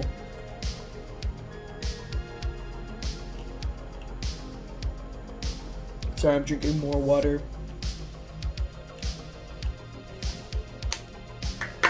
I must have not had enough water today. This is actually not only the most water I've ever consumed on stream, but like the most water I've consumed like in a single night. This is crazy. But yeah, all the things you said, I think I like all of those things. Cyberpunk, dystopia, alien planet, classic fantasy, different species, and magic. That's actually crazy. So, like, was it really cool then? Like, was it a cool thing to, like, go do? Like, go be at the event? Or was it not as cool once you were there in VR? Because it sounds pretty hype to me. But I was not there. Some things like that can sound cool, but they're not always cool. Members work with each other, and the organizer... GMs to interweave everyone's individual storylines they've crafted together, as well as fitting things into overarching plot involving everyone. That kind of sounds like... Oh, sorry, you had more. It's a game in a sense, and it's basically VR D&D. I was just about to say it sounds like VR live-action roleplay. The way that you were describing of like one person like coordinating like the overarching plot and like other characters. I know a little bit. I don't know a lot, but I know a little bit about like people who are like very into live action roleplay, and people who like run it like in almost like an IRL like D&D campaign or like an acted out D&D campaign. I know that there are people who like run groups, and they will write scripts for like the new season, and then players kind of like pick a character and they get like coached through the main plot points of that season, and then they like be a character. So you're kind of... That is literally what it is, okay? Yeah. Interesting, yeah. Yeah, that does sound like fun. It also sounds like I said, the world that you're describing sounds really cool. Like the like environment and like the setting and whatnot. Oh, that was crazy. I grappled him to me in mid-air while he was moving. Granted, he was on like 1 health, so like my getting him was a big thing. Oh, my camera movement.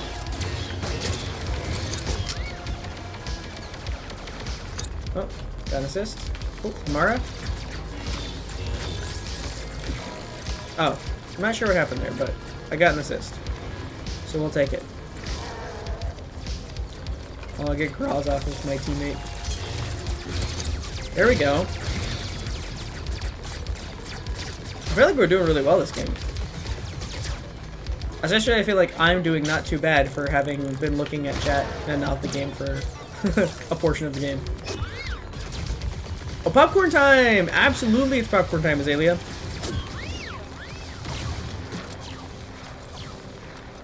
Azalea is the first to initiate popcorn today. Also, Azalea, I hope your grilled cheese was very good. I heard that you were making it, and I believe you said you were making it with Gouda, which is an absolute W cheese to make grilled cheese with.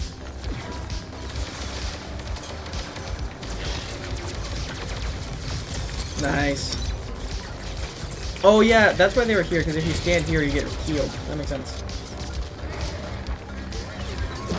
Oh, seriously? It ricocheted off the wall? That's just cheating.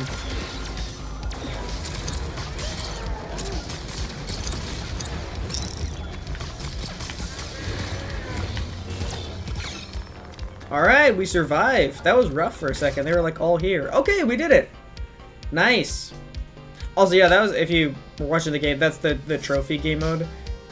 There is a droid called Trophy. It's a little gimmicky. And you have to, one player has to hold the droid, and your team's percentage goes up. And when you get to 100% because you held the droid the longest, then you win. So, it's a fun game mode. Anyway. Live action VR roleplay is what Neon Divide is. It's amazing. There's actual characters and also tons of people who play extras, like non-important background characters or fodder. Azalea says it was good. Oh, not the game, the sandwich, of course. It was good. No Gouda though. Someone asked earlier how everyone was, so that was my response. I get it. It was a joke. It was a joke. Gotcha. It was still a good joke. And then it has still waiting on the next season to happen. It's been over a year, and there's been a lot of updates and changes from what I've seen. It should be super cool. I will send you more info after stream if you'd like, Inferno. I have a lot to talk to talk about if you want to know more about it. Yeah, for sure. And then you had a habanero jack. Okay, that's completely different than Gouda, but that's also W grilled cheese. That's actually pretty goated, I would say. Yeah, no, that sounds great. So you were just like, you know, throwing together grilled cheese. You were crafting a grilled cheese. That's pretty good. Also, Taz, when they do release a season, like, how long is it? Like, is it like, you know, they have like a game that lasts several hours, or is it like an event that you can log on to for like a week or a month? Like, what's the duration of the event?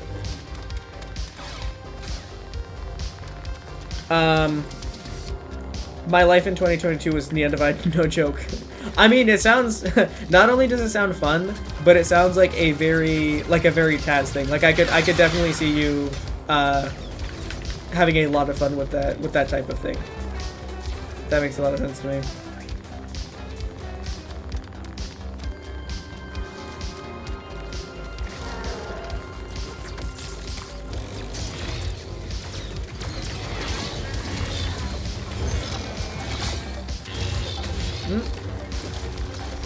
Nice.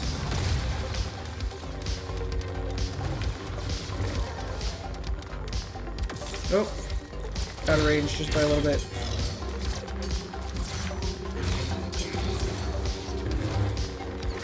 Alright. Well, not getting like a ton of kills or anything, but or at least stand in the lead. I don't know why, I just instinctively picked J3 because that's the one I've been doing every time. But I do usually play Reeve on this game mode. Like I mentioned earlier, just because of the damage. Oh, all the damage gets deflected back. Oh, they're gonna rocket. I don't think so, I'm not having that. I'm not having the rockets.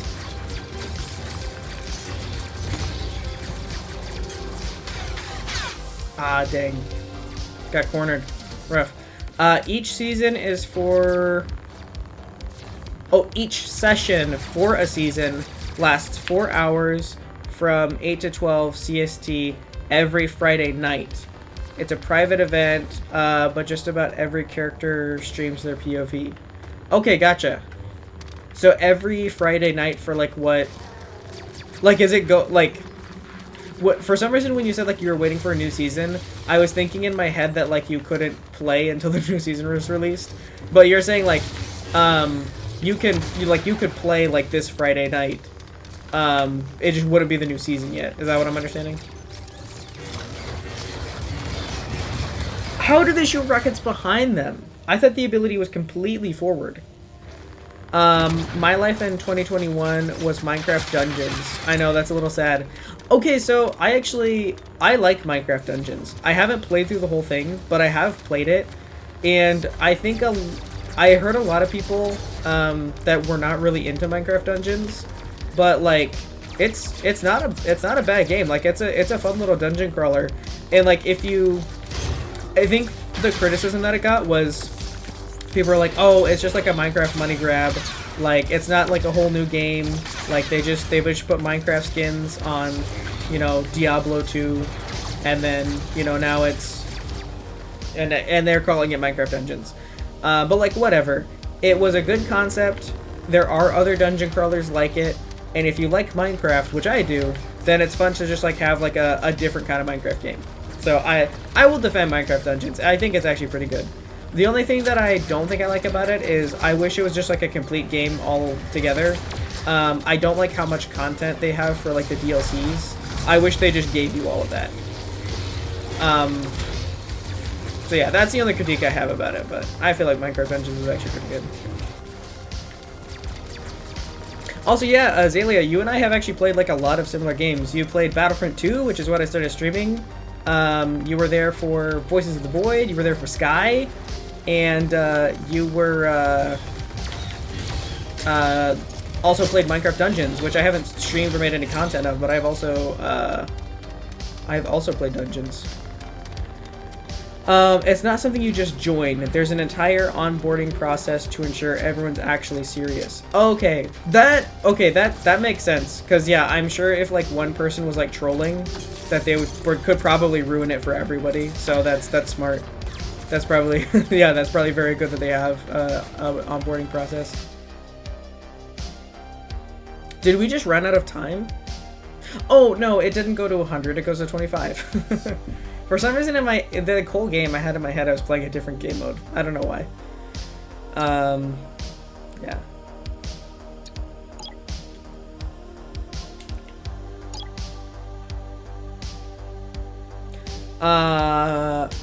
Minecraft Dungeons lasted longer than it was supposed to. Like for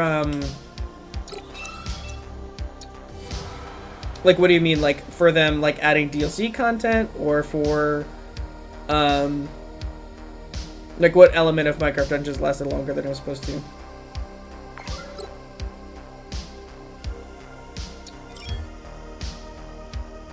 Because yeah, I know that they were still releasing DLCs like a while after the initial release. I don't remember the years or the timeline, but I remember, I think I got the game not too long after they released it. I definitely didn't get it like right when it was new. I think I got it like, gosh, whenever it did come out, like whatever the year was, I think I got it like that Christmas, I think is when I got Dungeons. And yeah, I feel like it was a year or two after that they were still making DLC content for it, or at least that's when I was still finding out about new DLC content for it. So yeah, if that's what you're talking about, that makes a lot of sense to me. Because yeah, I thought the DLC content did like kind of like last a while, like that got dragged out a little bit. And yeah, like it's absolutely a fun game, and I do like playing the base game. But like, I think the story is like not fully complete unless you play the DLCs, which I'm totally fine for DLCs as like bonus things. But I prefer to at least have like the main game be playable by just buying the main game, or at least be finishable. Like you should complete it without DLC content. Neon Divide is a private roleplay group. I've been on Neon Divide, though I... Oh, hold on. I'm just gonna take cover and actually read what you're saying. Neon Divide is a private roleplay group. I've never been in Neon Divide, though I almost was before I got a new PC. Instead, I watched plenty of streams, VODs. Very easy to sink a few months into into one session alone. Okay, gotcha. So you've not actually played. You just watch content of it. I guess how to make sense of it is it's like a content creator niche. The tower stuff, I'm pretty sure, wasn't supposed to happen. Oh, okay, gotcha. Interesting. I guess it does kind of make sense. Cause yeah, I think I'm not super familiar with like the latest content, but I do know what you're talking about. And yeah, the tower missions or challenges or whatever, like it's different than the other like regular missions that you go on, or like the regular levels. And I do remember that being like it's like different than the rest of dungeons. So yeah, that makes sense if it like wasn't they didn't like plan that out from the start. They just kind of threw it in later. Oh, we're so close to getting squad domination. We're so close. No, we need B.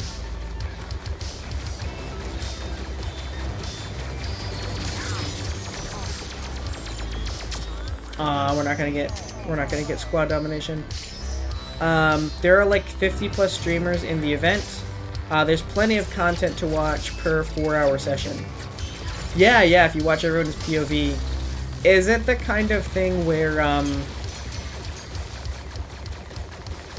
so like, how much overlap is there? Because like 50 content creators, but like how many of them are interacting together and like doing the same thing? Like obviously like they're not all in one big virtual room. I assume some people are like doing like kind of like side things and whatnot. So even though some POVs overlap, like what's like the, I guess like how many I try to like word what I'm thinking of. Like how many groups of people are doing entirely different things? Like surely there are some POVs that are basically like two people doing the same thing because they were like in the same space.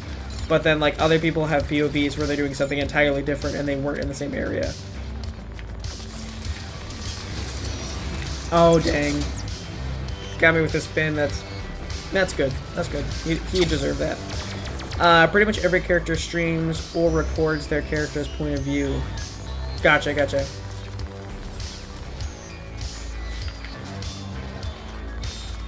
That's one thing that's been interesting to me. There are some games and game groups that like you can only be a part of if you make content. And there's nothing necessarily like wrong with that. It's just interesting because yeah, that's like a requirement.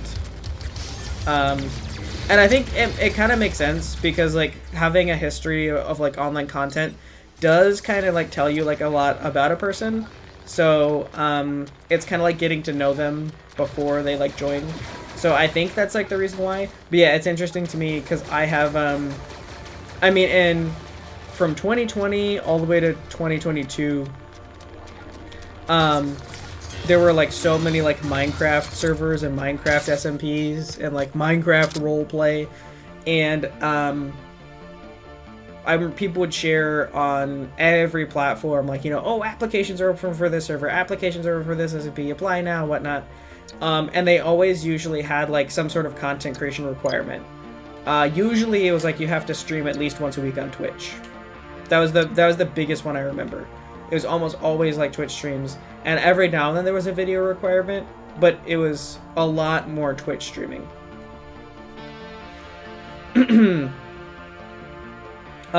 They do overlap sometimes, but yeah, there's 4 maps of different sections, if the world, and not everyone in those maps are like buddy. Okay, gotcha.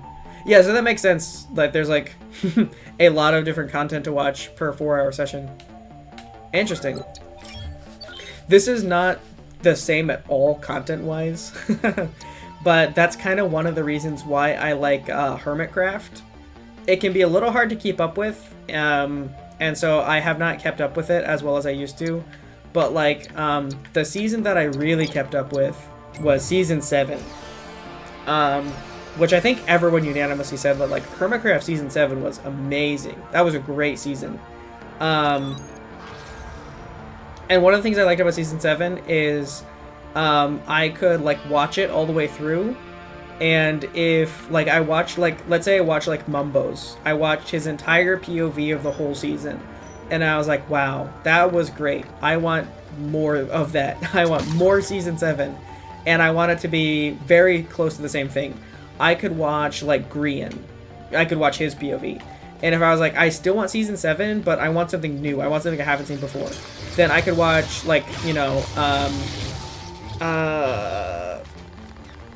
I could watch like, I'm blanking on his name. Impulse SV. That's the person I was trying to think of. I could watch Impulse. I could watch Stress Monster. I could watch Full Symmetry. You know, other people that had like, you know, fairly like different like POVs. And then like Etho is almost kind of doing his own thing most of the time.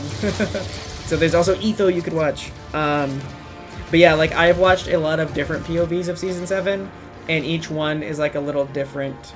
And then there's other people like there's a game called Decked Out that they made.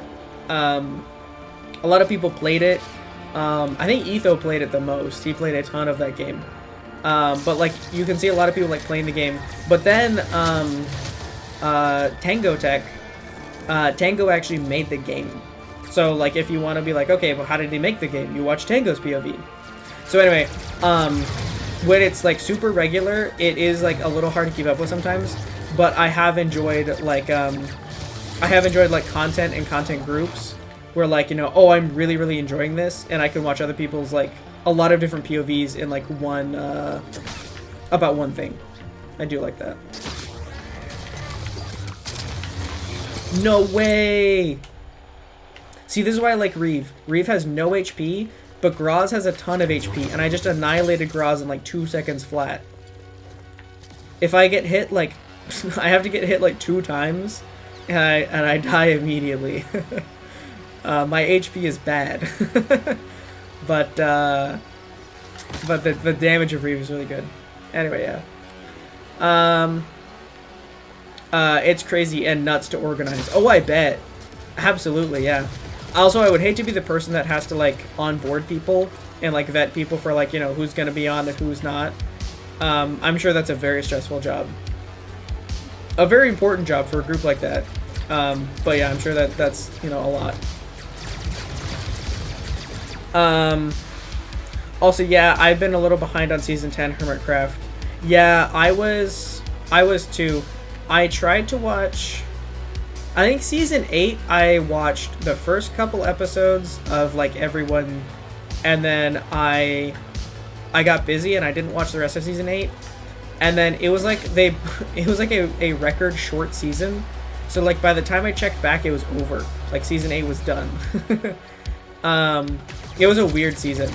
And like I've seen a little bit of it, and I felt like not a lot happened in season 8. They just built a ton of things really quickly, and then they're like, all right, we're done. It was just a weird pace season. Like no other season was like that. So yeah, I didn't really see season 8, and I probably won't go back and watch that one just because, like not to be mean, but it didn't really interest me as much as the other ones. And then season 9, I kept up with somewhat, and then season 10 came out, and like I watched a couple POVs like a day or two after, and I was like, okay, I'm gonna keep up with this one. I'm gonna watch it. And then I watched some, and I kept up with it a little bit, and then now I'm behind on season 10 again. Season 10 seemed like it was a really good season though, like the way that it was starting. There are some really good things that I liked in season 9, like the museum war and whatnot was cool. But yeah, I didn't really like finish season 9. There were definitely like big chunks that I missed. But yeah, like I got the start of season 10. It seemed like a good season. It was kind of funny because like season 10 I think was the one where they were doing like kind of like the Double Life stuff, or I guess like not Double Life, but they were doing the Life series kind of stuff. which is funny because like that's what they all do when they not play Hermitcraft is like they play Life Series. Anyway, yeah. Impulse, Giz, Mumbo, Exuma, yeah. Exuma's really fun too. I feel like I always like forget to watch Exuma, but I say like not VR chat roleplay at all in terms of like the gameplay. But yeah, in terms of organizing a content creator event where people can log on at the same time, yeah. I've only watched Grian or Grain play Hermitcraft. I love that he will be called Grain or Codboy. Yeah, the Grian nicknames are the best. I don't remember. Yeah, I think I want this one. I think I want to play him. Yeah, Grian's fun though. The ones that I probably watch the most are Mumbo, Grian, and Scar. But I also went through a phase where I really liked Etho, False Symmetry, and Stress Monster are both really good. The only time I have like not watched a Hermit's POV is only in terms of time. I feel like I've enjoyed pretty much like when I like, oh, I haven't really seen this Hermit lately. I'll go watch a video from them. I feel like pretty much always it's like a really good video. Like they're all a little different and I enjoy them all. I just can't watch all of them because of time. Although I did an okay job through season 7. Ooh. Oh, okay. I was about to say I really messed up there, but it ended up being all right. Somehow. Oh, gonna get the trophy? Let's go.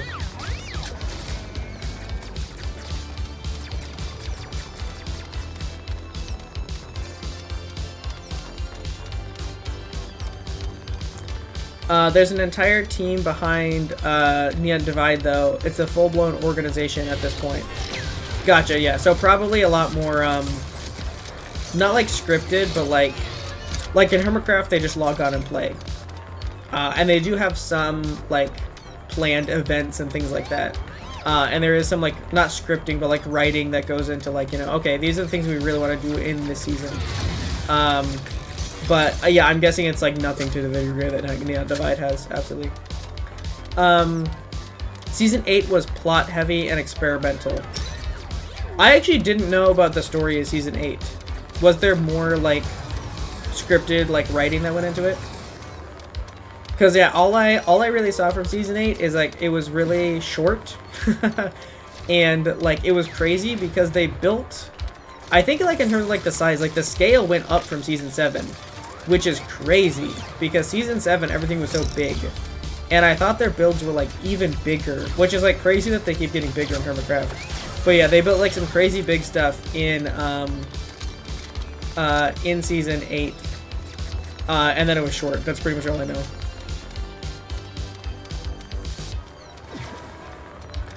Okay, so behind the scenes, we should try to do a weekly hangout or something to watch Hermitcraft and just chill out.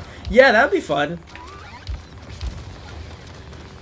A little Hermitcraft movie experience.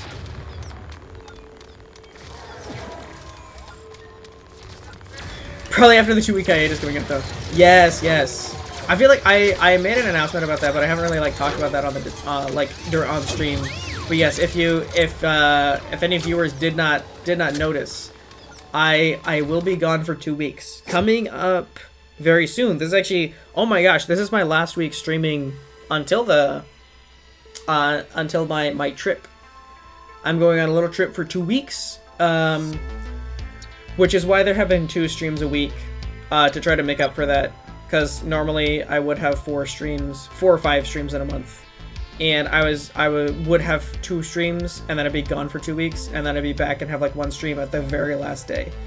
So that's why streams were all over the place, is because normally 1 stream a week I can clear Wednesday, 7. But one of the reasons why they were like all different was because I was just experimenting with different stream times. But one of the reasons was this was the best way to work in 4 streams before I left. So.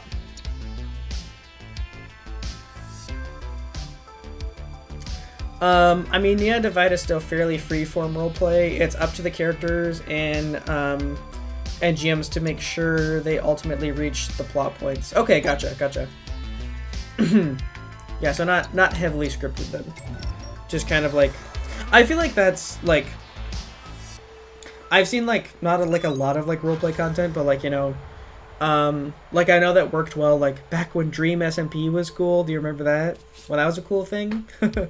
I mean, that's how they did it and it worked for them. They just like wrote down bullet points. And then they just kind of like, yeah, made up the rest as they went. Although I'm sure they were, I'm sure the dedication and skill is probably significantly higher in the Undivided when it comes to like scripted and off-scripted roleplay. But yeah. Also, yeah, no one ever uses that term, but like a lot of like the SMPs, including like Dream SMP, they're like roleplay Minecraft servers. I never really thought about that, like using that word, but that is literally what it is roleplay Minecraft. Oh my gosh, I'm taking too much damage. Yes, but I got healed. No, dang. So many emotions.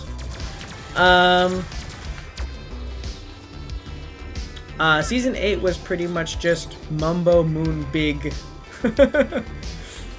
Is the moon big?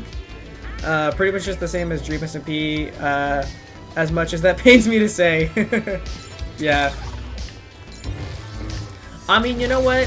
When people were locked inside and everything was bad and no one felt good, and there was not a lot better to watch at the time, there were some early parts of Dream SMP that weren't too bad. Once they started just dragging it out and being ridiculous and none of it made sense anymore, and then they just one by one all got canceled, that was a lot less enjoyable. But at the time, like, you know, some of the earlier bits were like not too bad. And like Technoblade and Philza had some really good streams. They're just not as popular as like Tommy and Dream and like that stuff. Like a lot of like the big clips and stuff were like, you know, Tommy in it, Dream, but like there was like one stream and it was just like Technoblade and Philza, and they were just kind of like being silly and trying to get more, I don't know, rare items. I think they were like raiding like a stronghold or something. I don't fully remember. But they were just being funny together, and it wasn't like a big lore stream, but I remember that one being good. Jay Schlatt doesn't like to talk about the Dream SMP at all. I mean, that's like fair though. What does Jay Schlatt like to talk about? Don't answer that. America Liberties, yeah. That is what Jay Schlatt likes to talk about. That's true. But yeah, I mean, I kind of forget that Jay Schlatt was a Dream SMP guy. But like he was like a big part of like the first story arc of Dream SMP. I kind of forget about that. But yeah, I mean, I think like aside from it being like, you know, cringy like Minecraft, like Jay Schlatt did those like Dream SMP streams with some of his closest friends at the time, and I'm sure that was really fun, and I'm sure it is not enjoyable to look back at that time. That was fun, and then just think about like that half of those people are canceled and not his friends anymore. That's probably very unenjoyable for him, I would imagine. Which is, I think, like why there's a lot. Ooh, I won and I got top. Wait, no, that wasn't me. I wasn't playing J3. Dang, if I was playing J3, that would be me. But in fact, I got bottom. Dang. But yeah, I mean, a lot of that,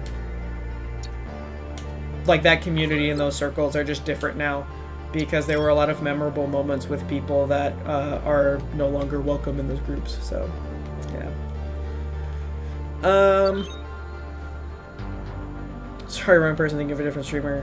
There's another answer that I won't. Yeah, there's another answer that won't go out. Yeah. Yeah. Also, yeah, it is a shame. Like I I've been watching old. I think I'm gonna do Reeve again. Actually, I've been watching old Minecraft Mondays. Which like I don't know if anybody remembers those. Pretty sure that was quite a ways before Dream SMP. The big thing was like Minecraft Monday. And I think it kind of like fizzled out. Like by the end, no one really cared about it. They started to get a lot less viewers, and like they started to like make the cash prize for winning the event smaller. But there are a few like consistent people, and so I've been watching like Technoblade's old Minecraft Monday VODs because they're really good.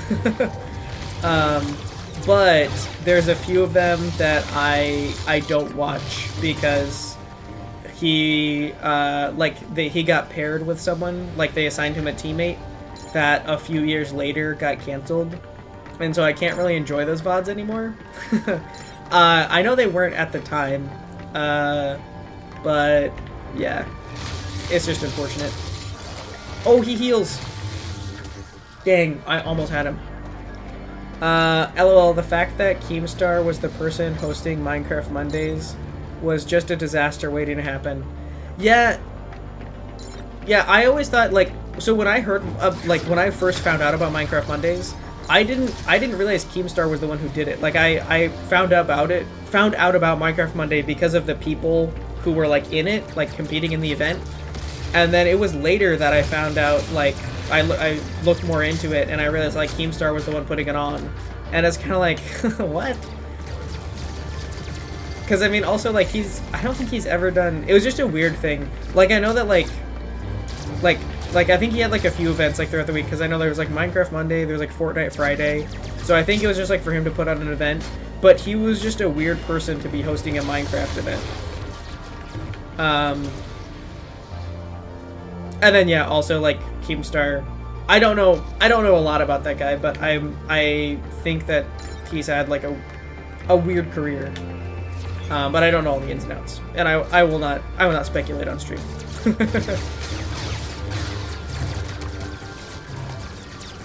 Oh boy. Random question, is D&D roleplay, or is it just depending on the DMD campaign? That's a good question that I'm sure Taz will be able to answer better than me, but I feel like you can play D&D both ways.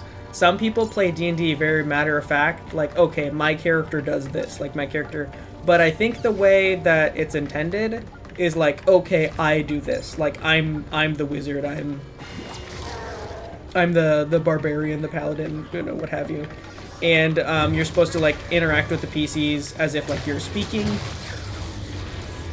And I think most people play it that way. I think the average D&D player probably plays it like more roleplay, but I don't think you necessarily have to. If you want to be more analytical about it, you can be like, you know, yes, I do this action. Yes, I say this thing. My character does, you know. Yeah, and then Taz has a better answer. D&D can be more or less about the roleplay depending on the players and the dungeon master, but it typically has some amount of it. It does come down to what everyone playing the campaign has more fun with. Yeah, exactly what Taz said. Thanks. Oh, thank you, Taz. I agree with you. Oh, hey, Gaming Plus. Didn't know you were live. Yeah, I'm all over the place. Like, I have no regular stream times this month. So I don't have... Normally, like, I just, like, you know, okay, don't forget, live every Wednesday at 7. Don't forget, guys, live every Wednesday at 7. And then everyone's like, hey, I think it's Wednesday at 7. Inferno's probably live. So I try to put, like, reminders up, but I don't blame anyone for missing a stream this month because it's a weird month. And so it is... no one ever feel bad for missing a stream. I mean ever, but like especially this month. Cause yeah, it's a different month. Oh, but yeah, Gaming Plus, we are playing Star Wars Hunters, which is it's a fun fighting game. It's not super sweaty or competitive. It is technically a mobile game, but I am playing it on the Switch because you're allowed to do that. And I'm playing casual because it actually is a lot harder in ranked. the people who play ranked are really good, and I have had some really good plays tonight and some really silly plays tonight. So I put like casual and ranked because I was like the plan for tonight was to work myself up to ranked, but I think we might end up just playing casual. There's quite a possibility we'll just play casual tonight. A good DM recognizes what the players enjoy doing and crafts the campaign to suit and or challenge them. Yeah, absolutely. I feel like that was the best way to say that.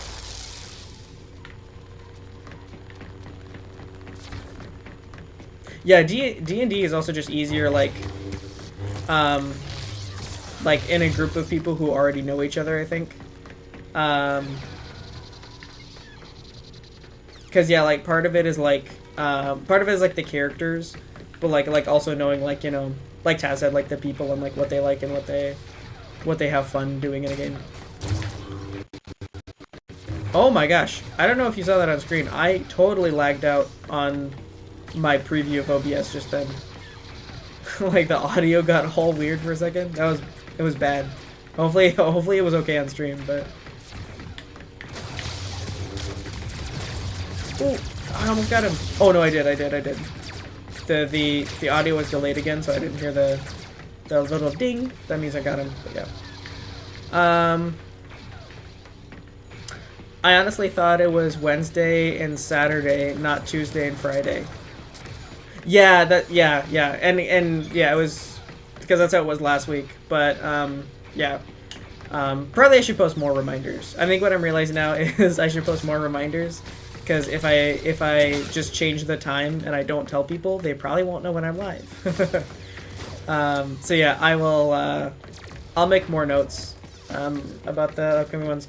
But yeah, I'm going on a 2-week break because I'm leaving my home. I'm going on a trip. But before then, also I think my music playlist ran out, so I'm gonna have to restart it. Before then, my next upcoming stream is this Friday, not Saturday. It was Saturday last week, but yeah, this week it is Friday. And it is going to be starting at 11 p.m. Because some people they can only make it for the late night part of like my normal streams. So I figured like for the people that, you know, are only available later, I'll just go ahead and start then. Because I've never done a late night stream before, so then more people will be able to be there for that. Are you playing with viewers? No, not today. Playing with viewers when I did Minecraft was fun though. I probably won't do that like every time I play Minecraft. But I did enjoy, like, that is something that I will do again sometime because playing with viewers was fun. And Minecraft specifically like lends itself well to, like, you know, it's very easy to like log on the server.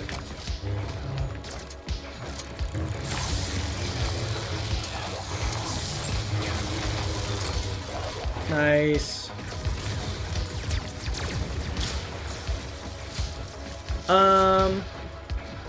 Yeah, this week is offset from last week by a day. I didn't even think about it that way, but yeah. That probably was more confusing. I just kind of like, yeah. It wasn't intentional for it to be exactly offset by a day, but you were correct. It is exactly offset by a day, which probably made it more confusing. Are you guys planning a D&D campaign? No, just talking about D&D. Yeah, stream made some frames for a sec. Okay, so it wasn't only me. It's not only me. I made a sword and pickaxe earlier from constructs. If anyone knows what that is. Are those like, are those similar to connects? Where they're kind of like sticks that click together? I used to play, like, I had Legos too, but I used to play with connects when I was a kid. I don't know if people remember connects. But those were awesome. I really liked connects. Oh yeah, Taz already answered. No, we were just talking about general D&D. That's an idea. I mean, I feel like it would make most sense for me to be the DM if we're gonna do like one in like this community. And I don't know that I think I'll have to play another campaign or two. I have played one very short D&D campaign. Aside from that, I only know D&D from talking to people about it. I think I need to play a little bit more before I'm ready to DM. I think I would enjoy it though. I think I would enjoy being a DM. And actually, I know somebody who was potentially gonna do one sometime. But yeah.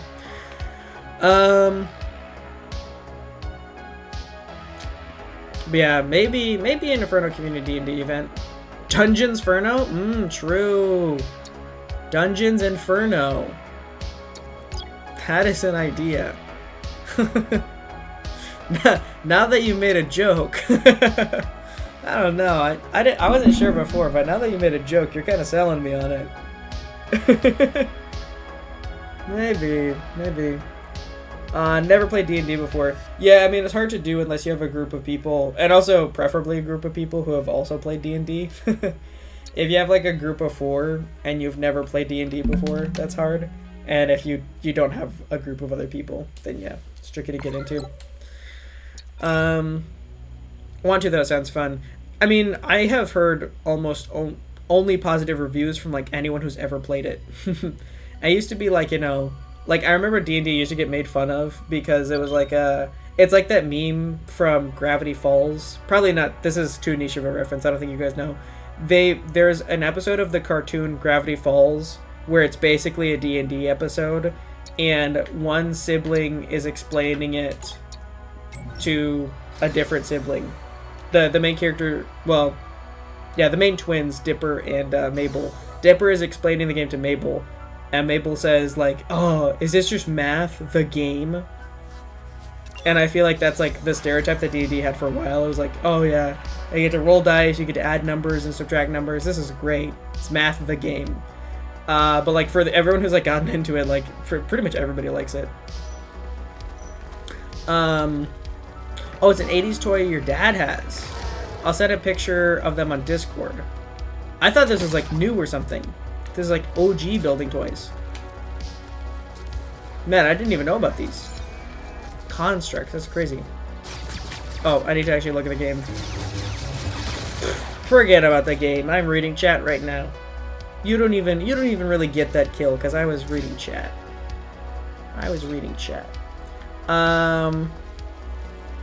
Yeah, it's fun for sure. Just try to find a good group to invite with play. Yeah, I feel like that's another thing I hear like all the time. Like group is really important. You have to play with cool people. There are no dungeons. There are no dungeons in Inferno. Not yet. Maybe sometime. Oh, something pulled my. I might have just hit the run button. I don't know. I'm only half paying attention to the game because I'm trying to catch up on chat. Honestly, it's perfectly fine to not have played D&D before. You just kind of make it up as you go and have fun with it at the end of the day. Lots of people drop out because they get lost in the numbers and proper calculations. Yeah, that's true. I guess just for the DM part, because like I know somebody who plays D&D, and like when they DM, like you can just make something up and like hey, but could I do this? Like it's not a preset action, but like can my character do this? And then he'll be like, yeah, you can do that. I'll just need you to roll for dexterity, or like I'll need you to roll for agility, or like something like that. Like he knows enough about the game that even if you make stuff up, that he knows like, probably like how you would do that if it was in the game. And like I might not. I don't feel like I know a lot of that. I probably could like do like a makeshift D&D though. It wouldn't be like by the rules, but to have like just a set campaign with characters to walk through it. Like that itself, without like following a rule book, would probably be somewhat easy. Started a D&D campaign with my dad's friend that we haven't played in forever. Oh, like you never finished it? Dang. It's honestly better to have fun telling a story. Yeah, true, yeah. Have fun telling a story, and I also feel like some people just like, like if you just throw your players into like a really like weird experience that they have to like navigate, and it's like really memorable. I feel like people like that too.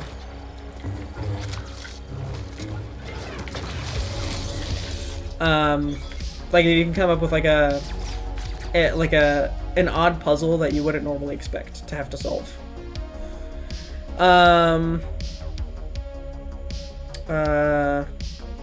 Yes, that was the game, Azalea. That was the game. It was Dungeons, Dungeons, and More Dungeons. Yes, that was the episode title. I remember that episode. Yeah, that was a great. Okay, Gravity Falls is a great show. If you've not seen Gravity Falls, it's worth your time. Gravity Falls is awesome. But yeah, that episode in particular, yes, I forgot it was called that. Dungeons, Dungeons, and More Dungeons. Such a good one. Yeah, Gravity Falls was good. Yeah, absolutely. This is coming from a guy who's never completed a campaign for several reasons. Also, watch a Joe Cat video or two. So you've like started multiple campaigns, but you've never finished one? I actually have finished a campaign, but I think it was like a tutorial campaign or something. It was very short. It was very short. We played for like 2 hours, like 3 times, I think, and finished it. Which by D&D standards is pretty darn short. It's not very much D&D. I'd play D&D for funny situations, yeah. Almost nobody plays D&D 100% correctly. That's true. That's actually a really good point. Yeah, now that you have brought that up, I don't think I can't think of somebody off the top of my head, or like, even like person that like I follow or hear commentary of, that had like talks about playing D&D exactly as it is by the rules. So yeah, I think pretty much everybody does like make it up a little bit. So if you wanted to like run like a makeshift D&D where it wasn't like by the rule book, but it had like the same concepts, that would probably be pretty fun.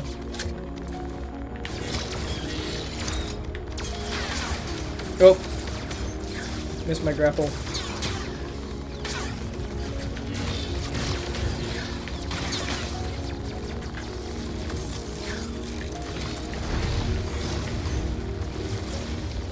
Oh man, I almost had him too.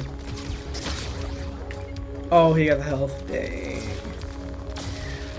Oh, I sorry, that's without HP.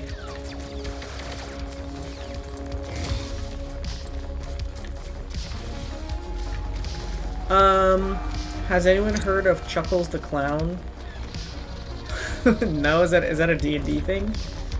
There's a ton of realism and grounded aspects to magic, but everyone I've seen who's played tabletop RPG throws caution to the wind and just animes to win.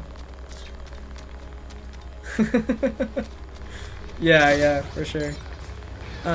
Chuckles is from the Legend of Adventurous channel. Is that a D&D channel? I know some D&D channels, but like the big ones like Critical Role, I think. But I don't know all of them. So I don't think I know that one. The sequel to Dungeons, Dungeons and More Dungeons should be called... Oh, Dragons, and More Dragons, yeah. Well, seeing as how Gravity Falls ended, I don't think there'll be a sequel. Although, gosh, they give a reboot to like everything else. That would actually be a show deserving of more content. Like if they just decided, you know what, we're gonna get more Gravity Falls, I think people would be quite in favor of that. They have a few D&D campaigns happening. Gotcha. D&D is like Uno. They give us the stuff, we make the rules. Do you not play Uno by the rules? When I play Uno, I generally play by the rules. Do you not do that? Oh dang, that person jumped. They got away from me.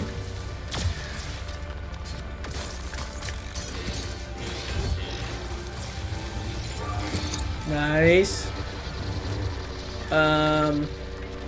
Go fish. Yes, Dragons, and More Dragons. That would be pretty cool. Also, actually, like, again, more Gravity Falls would be pretty cool as well. Well, I don't know. That's one of the things where I really liked watching the show, and I would definitely watch more new episodes. But they wrapped it up so well. Like, Gravity Falls had a really good ending. And so as much as I want more Gravity Falls, I do respect that they didn't just keep it going for the sake of more money. Like, what they made the story that they wanted to tell, and then they were like, alright, we did it. And then they cut it off after the story was over. Which is very respectable considering, like, a lot of, like, TV A lot of TV entertainment companies would absolutely just keep going forever.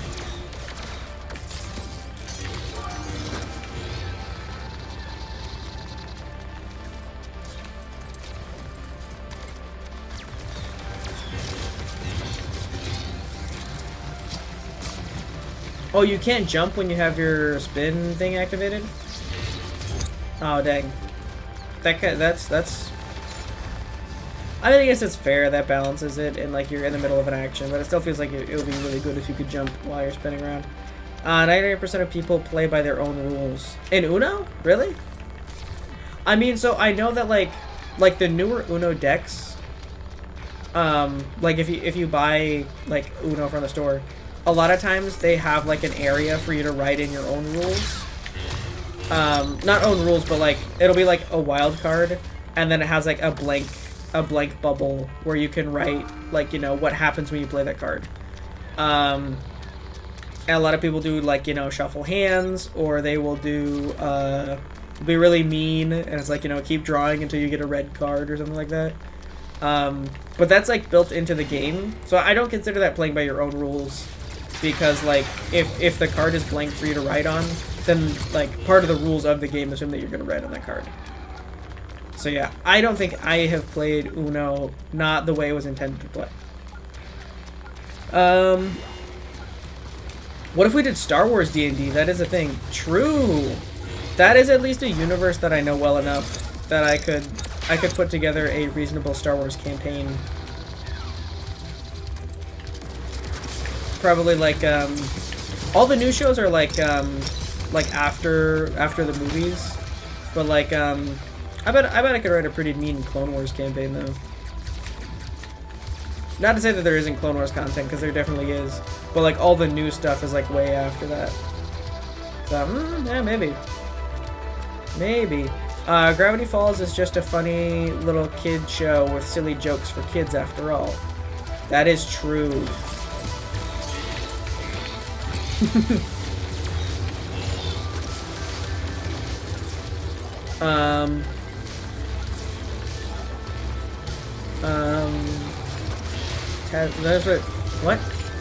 That is what people think about 90% of cartoons. Oh yeah, I think that was a joke. I think Taz is very much in favor of cartoons.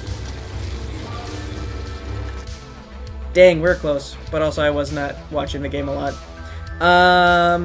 So I probably brought us down.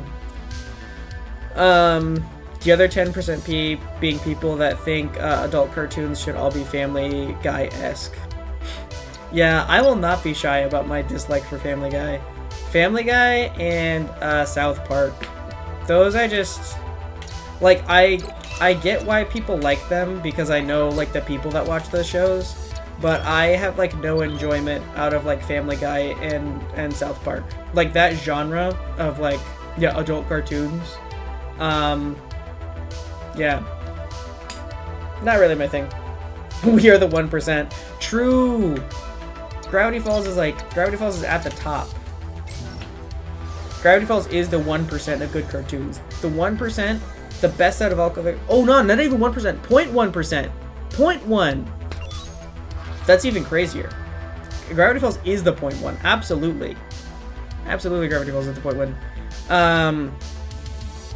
So there's 100.1%. What? 100.1% of people? I rounded. Math isn't mathing now. Yeah, you don't have... Oh, I get where you were saying, because it was 90% and 10%. I was trying to think of, like, you never have 100.1%. I get what you're saying. It's such a minute... It's such a minute addition to the total percentage that you didn't have to subtract it from the 10 or the 90. It's like so small that you can have 10 and 90 and 0.1, and like the numbers aren't quite there, but like you get it. They're mostly there. You know. Nice, and we're healing. We're getting healed. Math is down my strength. Yeah. Phineas and Ferb is getting 2 new seasons this year. I don't remember. I feel like I might have heard something about that. I can't remember now. But yeah, that's crazy. That's another one that, like, you know, that was a very well-liked show. And it was, I mean, it was fun. Like, it was definitely like a very, not just like Gravity Falls isn't, but like, Phineas and Ferb was definitely like a very like kiddish show. But it was one that, like, as an adult, you could also watch Phineas and Ferb, and it's like, yeah, this is enjoyable. Like, this is entertaining. It's not like just dumb and mindless. Like, there are actual jokes that make sense.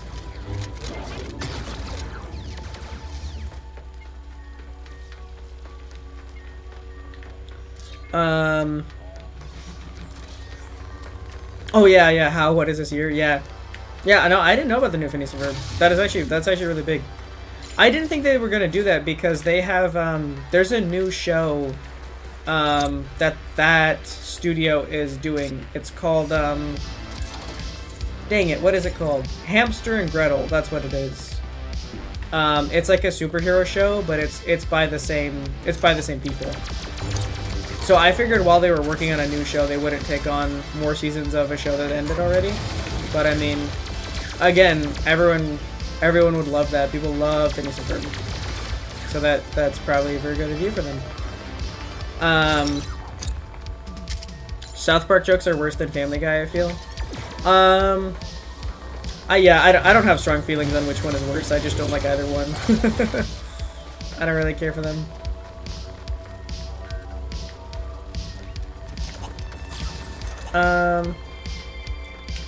Phineas and Ferb gets 2 new seasons, 20 episodes each. That's solid. That's not even like a little mini series. That's like actual. Those are full seasons. Oh, is that the new one, Taz? Is that the new show, Milo Murphy's Law?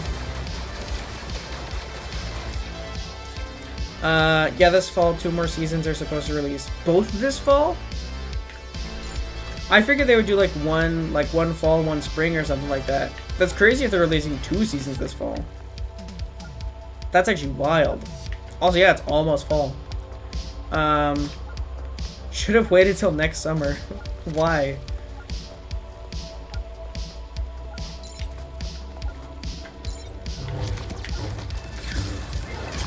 Got him.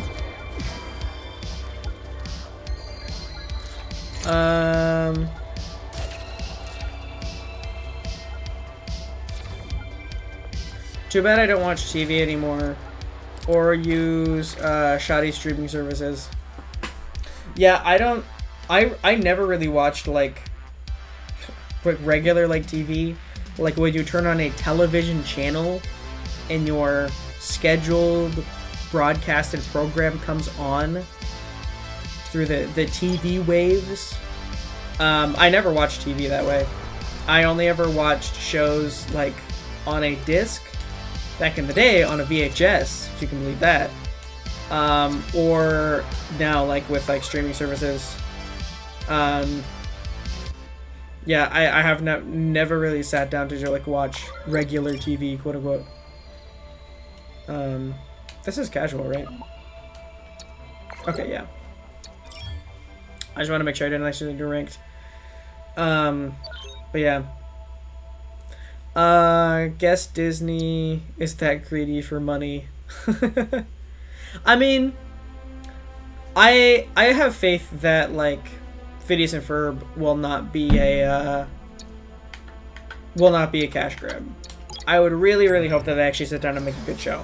I feel like despite the overarching company that might own like the rights to shows like that the actual team producing it would still produce a quality show. I'll just wait for someone to upload the whole season to on YouTube. That's the W play right there. Just wait for the whole thing to go to YouTube. Yes. Absolutely. Kind of ironic of Milo Murphy's Law getting canceled. It's a show about Murphy's Law. I actually don't know like anything about the show. Is that by the same people that did Phineas and Ferb? Because if so, I did not know that they were working on that show. I don't know much about it. Disney Plus has ads even if you pay for the subscription. Yeah, I mean they all do now.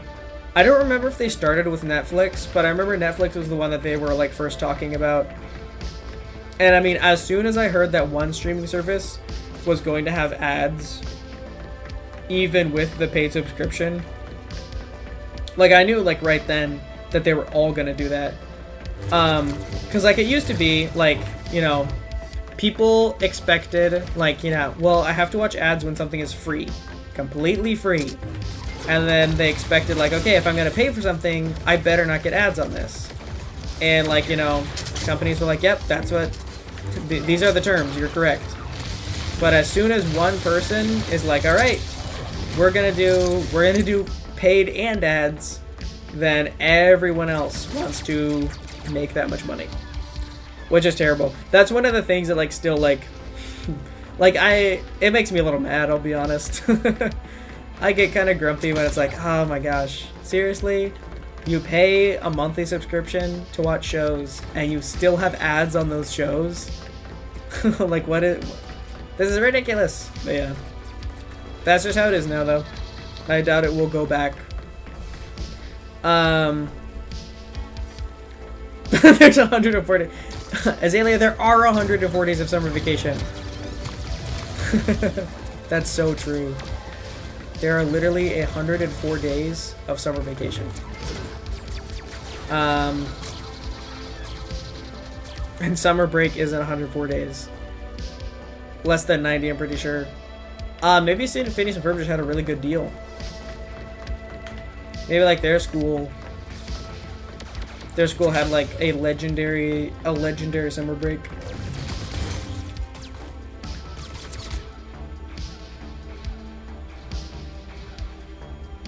Depends on where you are. There are different lengths. Yeah, so Phineas and Ferb, they just had the best deal. Because I start halfway into August and ended before Memorial Day. Gotcha. USA, baby, yeah, that's right. Big companies like to follow what's trending or the crowd. There are a few exceptions, plus indie studios. I mean, I feel like for the subscription thing, it's not necessarily what's trending. It's just that no streaming service was bold enough to be the first one, right? Like it's I don't think that one is necessarily about a trend. It's just like if Disney or Netflix or Hulu or Paramount, any of the other ones, on their own, just out of the blue, were like, hey, you remember that you pay to have no ads on our service? Well, what we're gonna do is we're gonna put ads on anyway.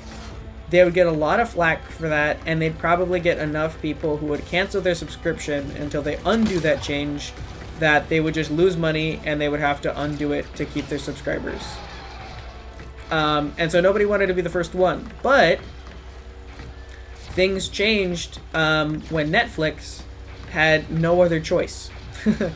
Because through a series of not great decisions over at Netflix, they were losing a lot of money, I think, over at Netflix HQ.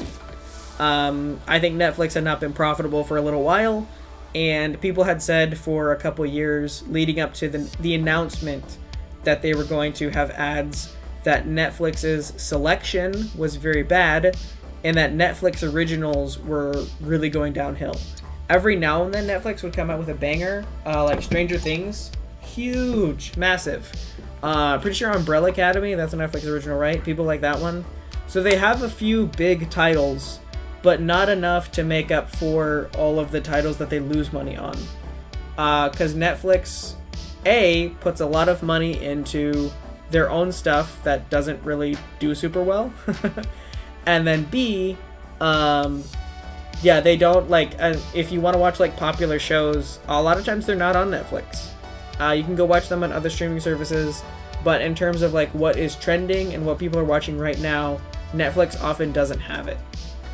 And so, yeah, those two things kind of combined made Netflix lose a lot of money, and then they looked really bad when they were like, we're not making money and it's your fault because you keep sharing your Netflix passwords with your neighbors. So it's actually your fault that we're going under. Stop doing that. And they did something to, like, try to, like, I forget what they did.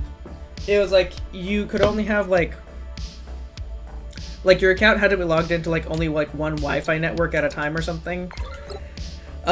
They tried to do something so that, like, you know, you couldn't, like, share passwords. And it didn't make people...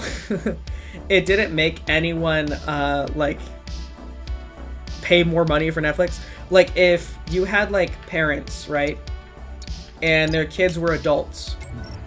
And the kids moved out, and the parents were paying for Netflix. And maybe the kids were chipping in, maybe they weren't, whatever. And it's like, okay, well, Netflix is a little expensive, but this is 2 households watching it, so it's worth the subscription, because they share passwords. I think Netflix was under the impression that if they made it so you couldn't do that, it'd be like, oh boy, you got us, Netflix, we have to pay for 2 subscriptions now. But what actually happened is people were like, oh, well, if we have to pay for 2 subscriptions, it's not worth the money anymore. It was when 1 subscription covered 2 households because we shared a password, but now that we can't both be on the same Netflix account, it's just not worth it. And so, surprise, surprise, they didn't make money off of that. They, in fact, I think lost quite a bit of money when they made that change. Oh yeah, but anyway, I went on a huge tangent, my goodness. Yep, Furno, actually. Anyway, going back to what you were saying about it, like, being like a trend. I'm so sorry, I got so derailed. That is what you were talking about, and that's what I was responding to. And then I got so sidetracked. Yes, nobody wanted to be the first company to say, like, you are getting a worse deal now. We are going to give you the same service, and you're going to pay the same amount of money, but also there's ads now. No one wanted to be the first one to say that. But because of all the stuff that I said with Netflix, then Netflix didn't have another option other than to basically demand more money. They said, okay, well, you're going to, we're going to be really stingy with our subscribers. You can't share passwords, you can't have multiple households, and there's going to be ads now. We're going to keep the same money you got before, and now there's ads. And after they did that, and Netflix is still around, everyone else wanted money. Because, I mean, every company wants money. Like, that's how it works, you know? Companies are, at the end of the day, designed to make money. And so, like, it was inevitable, as soon as that happened, that, like, every other streaming service was going to be like, okay, well, Netflix did it. They broke the ice on that. So now all of us are going to, like, have ads on our paid content. Oh, they were, like, 1 hit away. Dang, that was rough. Pretty sure Netflix used to encourage people sharing passwords. You are correct. And people used to pull up, people pulled up, like, old tweets and stuff of Netflix making jokes about, like, you know, yeah, well, you know, if you don't have Netflix, just get your neighbor's password or something. Like, they used to, like, joke about it. And then they were like, guys, we're not making money and it's your fault. We're not making any money anymore and it's your fault because you keep sharing these passwords. You should feel bad and give us more money. Which, like, that's not how it works when you run a company. When you run a company, you should never try to guilt your customers into giving you more money. That's always a bad idea. Anyone out there who's thinking about starting a company right now, don't do that. That is, in fact, not a good business model. But yeah, anyway, Netflix opened the door, and once the door is open, you can't put away the opportunity for every streaming service to get more money. So,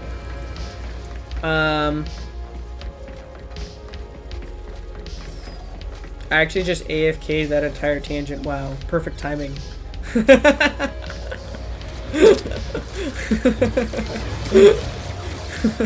So, like, you got back right when I was saying, oh guys, oh gosh, went on a tangent. But anyway,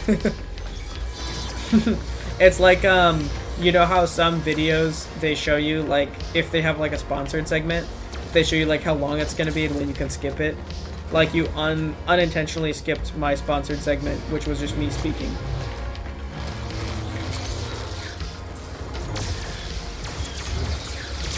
Yeah, Netflix was a giant hypocrite. Absolutely. Absolutely they were.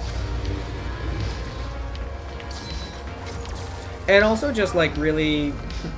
Like, I don't know if they actually, like, didn't realize what all their, like, problems were. But, like, again, you can't... That was not a smart thing that I did in the game just then. But, you can't, not have shows people want to watch. And then get mad at people for like watching the amount of shows that you do have, and then telling them that they need to be content with the shows that they have and give you more money, and also they need to watch ads. So yeah, I'm actually legitimately surprised that Netflix still exists. I thought it would have gone under completely by now, because like no one's really a fan of Netflix anymore. Yeah, other streaming services also have the ads now with their subscriptions, but like Netflix, what you get for what you pay is just, it's not what Netflix used to be. I used to strongly feel that Netflix was like the top tier streaming platform. Like if you wanted to pay for a streaming service, absolutely you went to Netflix. Like Netflix was the best. I don't know if everyone else felt that way, but like for a while I was like, yes, Netflix 100%. And now like I will scroll Netflix sometimes, but anytime there's something specific that I want to watch, Netflix never has it. So you can scroll to just like find like a weird like random movie and put it on. I think the only thing that Netflix still has is like their anime selection is actually half decent. 30 eliminations? That person at the top has 30 eliminations? Were they like hacking or something? How do you even...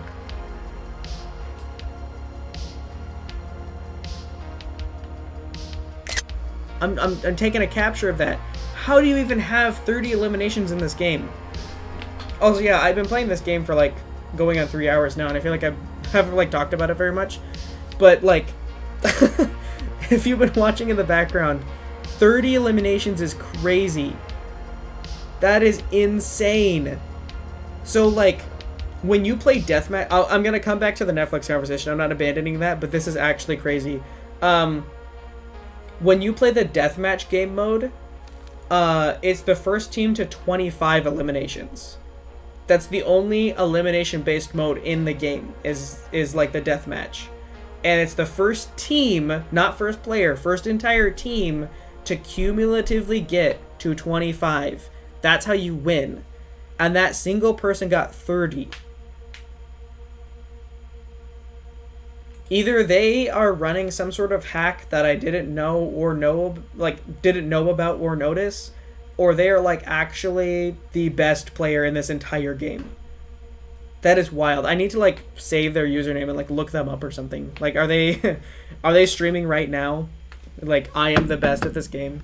Watch me live. That's crazy. Yeah, Jack Magnum carrying. Absolutely they are. Wow. That's crazy. Anyway, yeah, we can get back to... I'll talk to you guys about Netflix more now, but... After I drink some water, which you should also drink.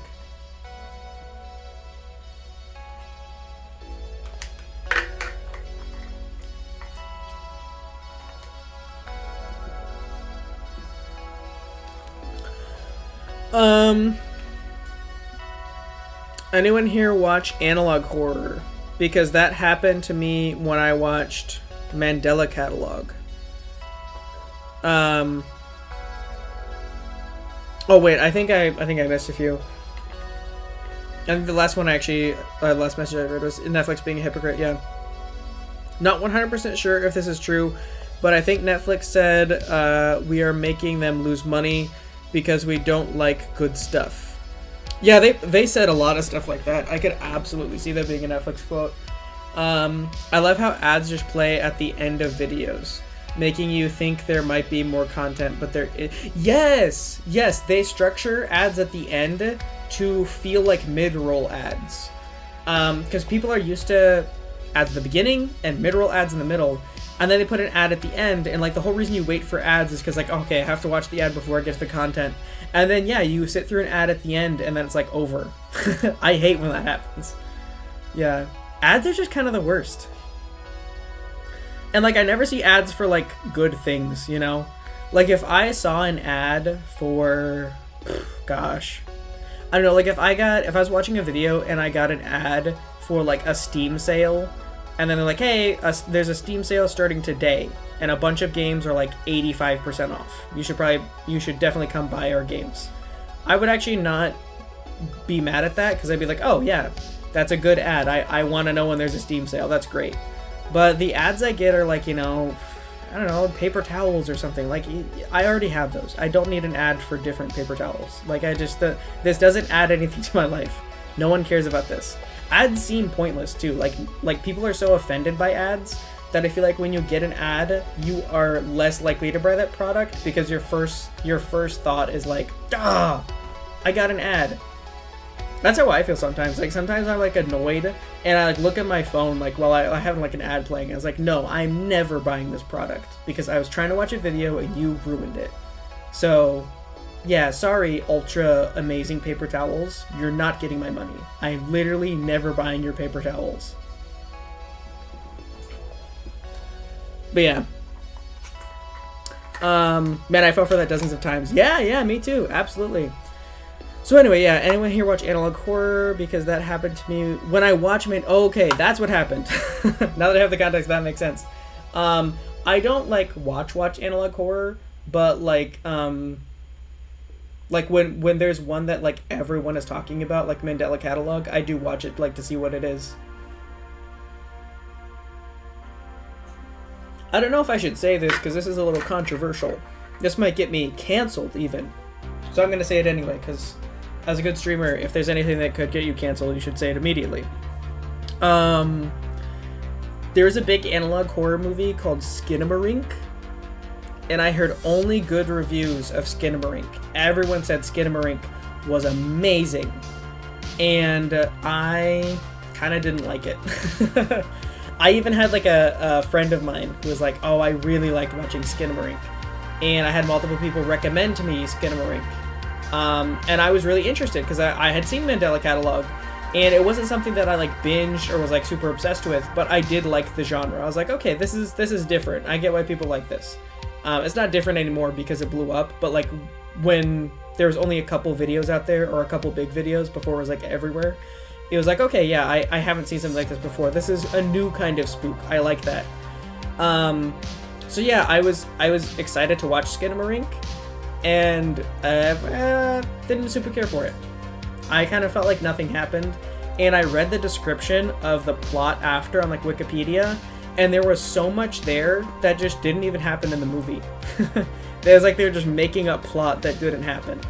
It was like there'd be like a camera angle, and there would be like a blur in the background, and they'd be like, "Oh yeah, at this part of the movie, you find that out that there was actually like a possession, and there was a third person in the house, and there was actually like a huge big fist fight between the two characters." Oh, did my controller disconnect? I guess that's what I get when I put it down. Yes. Cool. Anyway, yeah. Also, I'm late to this, but yeah, I did drink a bit ago. So yeah, streamer's right. Hydration check. Hopefully everybody got a drink when Taz said that. Taz did a good job.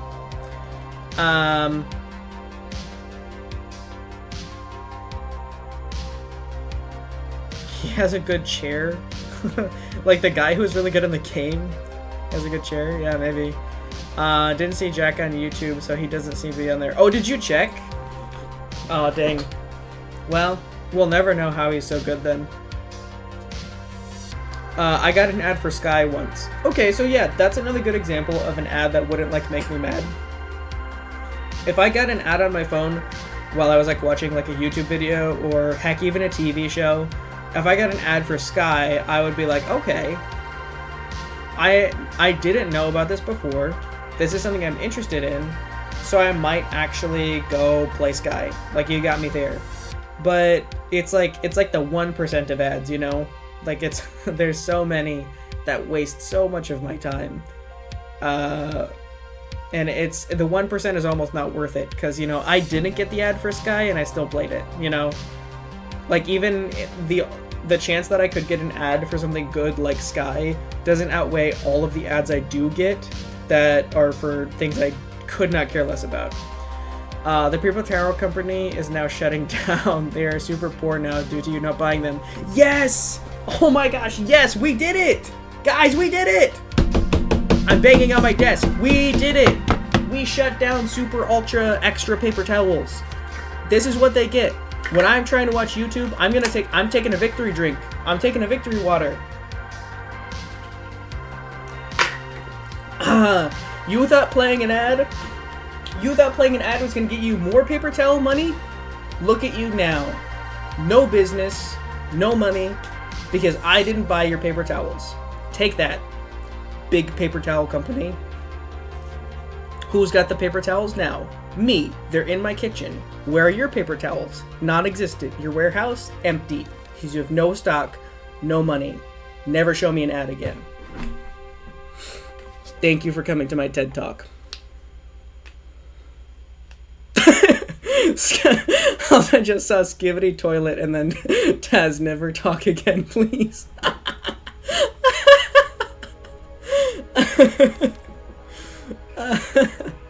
Oh, my new favorite chat interaction, wow. Inferno, I think you have to ban Taz for saying those forbidden words. Oh, man. I'll give Taz a warning. Taz gets a chatter strike. He's too busy yapping. I actually didn't see it for like 5 minutes because I was too busy yapping. But I caught you eventually, Taz. I got you eventually. Did stream die for everyone or just me? Looks like. Oh, I wasn't doing stuff. I started. Sorry, Taz. I think I probably threw you off. I was just letting it sit on the menu screen because I got really involved in talking and I stopped playing the game because I'm a bad streamer. I'll play the game so that I hope that didn't make you think that the stream died. But yeah, if you're getting audio but the video wasn't changing, that was just because of me. I hope your stream didn't actually die though. I'd be really sad if your stream actually died. I hope it's okay. Stream's fine. Dang it. Yeah, so stream's fine for everyone else. I hope I just led you to believe that there was something wrong with the stream. I hope you the whole thing didn't actually crash. Okay, my internet must be spotty then. Yeah, I hope it's okay. I'd feel really bad if you couldn't watch. Also, probably this game and then one more. I'll do a couple more games and then that'll probably be it for tonight. Oh my gosh, I can spin so fast. That's crazy.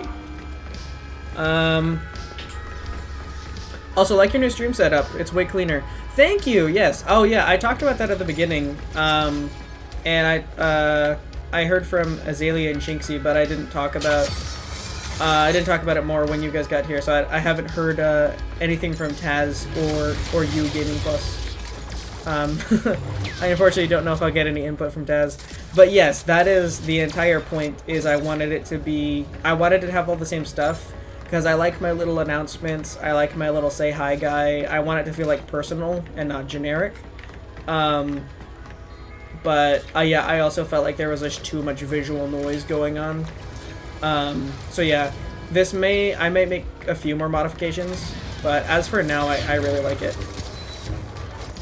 So yes, I do appreciate that you like it as well, because yeah, I think I like it quite a bit better.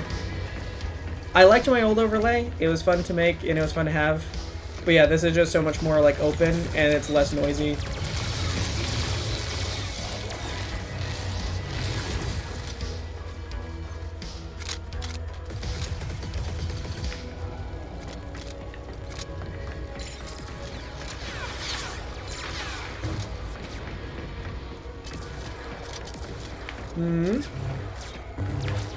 Oh, my lightsaber throw was not quite far enough.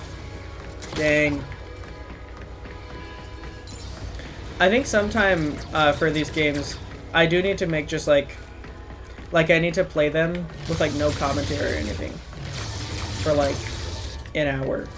Not a full 2 or 3 hour stream, but just an hour, and I'll be actually good. I've said this before and then I don't do it, but some games I'll be actually good at.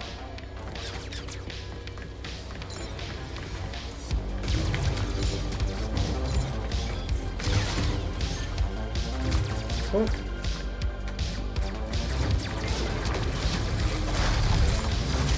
Oh, I got stunned.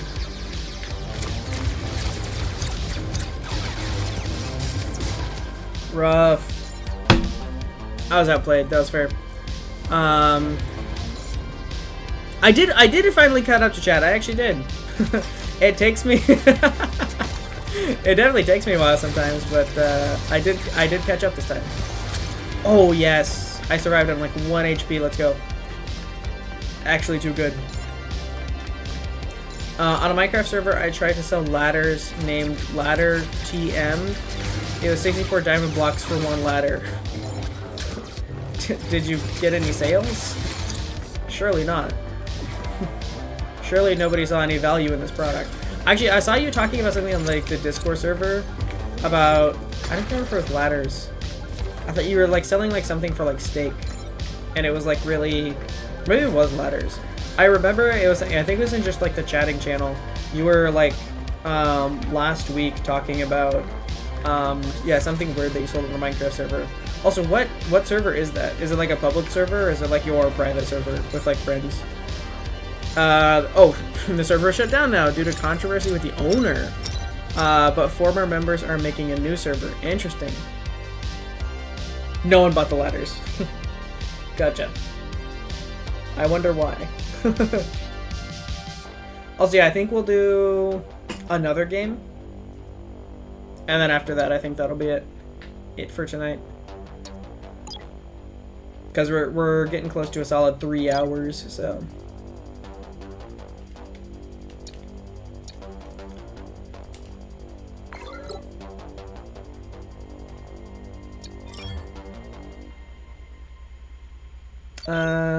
I sold both ladders and steak, but in that case was steak. It was a private server. Gotcha. Yeah, so I saw the steak discussion on the Discord, but I did not see the ladders.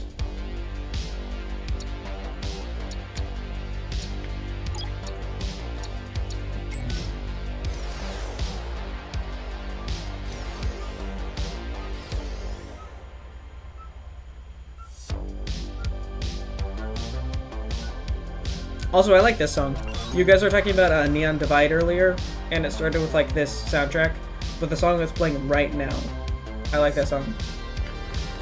I like all the songs on the soundtrack. I don't like know them all off the top of my head, but like I've listened, because I've streamed with this music before, and I've just listened to it like off stream. I like this music quite a bit, but there are a couple songs on here that are definitely like my favorite, and this is one of them. I think I like this one quite a bit. For when I'm playing like an action game like this, I really like the upbeat, like fast-paced. Also, yeah, I said at the beginning of the stream, this like game does have music, but it's not very good. That's one of the things that people say about this game, is that they don't really like the music for it. Which I often just play with music off anyway, because if I am playing a video game off stream, I usually will listen to like a YouTube video that like I don't need to like watch, like it's the audio is the content, and I will listen to it like a podcast while I play games. I pretty much always do that. So because music conflicts with that, when I play games on my own, I pretty much always like the first thing I do is like turn music off. Like all my games have like music off by default because I turn the music off so I can listen to other things. So it wasn't a big deal for me, but other people who actually listen to the music when they play games are like, oh dang, music's not good. I also generally, if I like to listen to music, some game music is really good. Like I do really like some game music, and most of the time when I stream, if I like the soundtrack, like Breath of the Wild has a solid soundtrack. So like when I streamed that, I kept like the soundtrack on when I stream Breath of the Wild because it's just a good track. But a lot of the time I like to like listen to not the game music. Like I'll find other music that I like, and sometimes like copyrighted music that I can't like play on stream. But like when I'm listening to it by myself, I will listen to like actual music and not just the game soundtrack. Or sometimes I will listen to soundtracks to a different game. If there's a game soundtrack that I really like, and I'm playing a game soundtrack, and I'm playing a game that has an okay soundtrack, but that's not my favorite, I will sometimes play game A and listen to the soundtrack of game B. That's the real W play. Stack of diamonds per meter. Oh, per meter of ladder. Yeah, I assume meter of ladder. Yeah, meter of what? Will you play Echoes of Wisdom? Even if it's not on launch. Oh, meters of steak. Not a meter, actually, centimeter. Ah, I get what you're saying. I think I will play one more game because I really wasn't paying attention to that one. And I won't do this all night, but I'm gonna play one more because I wasn't really paying attention to that game. One more. Also, my apologies that we never dived into rank. I feel like I had high hopes and I was like, oh, we're gonna do ranked today. But I think I'm too distracted for ranked.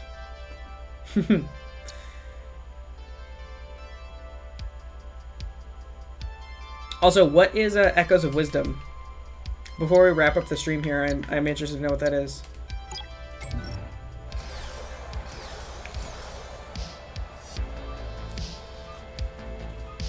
Sounds like a game title, but I can't be entirely certain.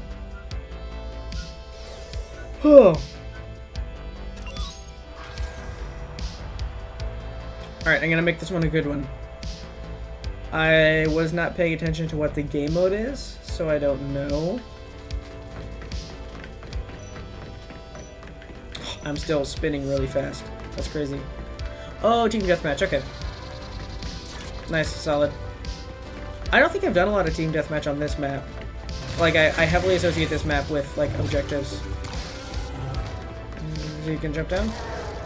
No, he's not. Oh, there he is.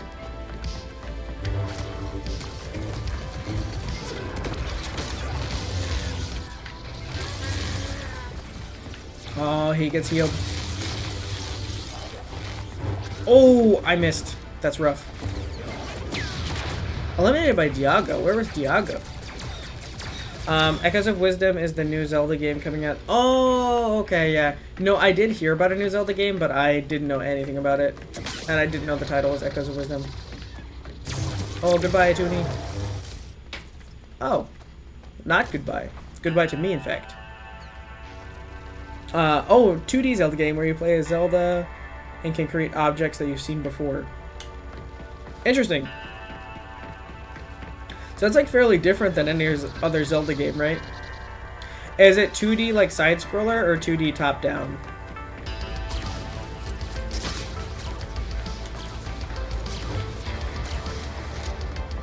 Oh, dang. I'm also range, I'm also range. No, he healed. Still got him. Well, got an assist, but we got him. That's so good. This is gonna be a last good game, unless we throw.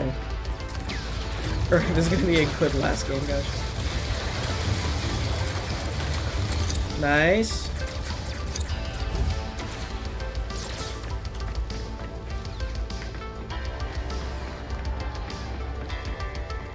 Drop down.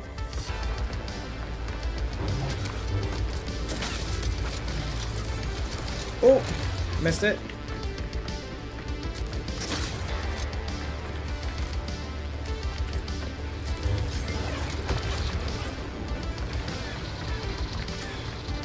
Over there. Top down like old 2D. Okay, I figured. I just wanted to clarify. Also, imagine how bad your teammates think you are because you're reading chat. True, yeah. I didn't even think about that. Well, like, that's another reason why I'm like not playing ranked tonight. Is I would feel bad if I lost the game for other people on ranked because I was reading chat. But yeah, I've had a couple alright games. Like I've had a few. I think I got first once or twice.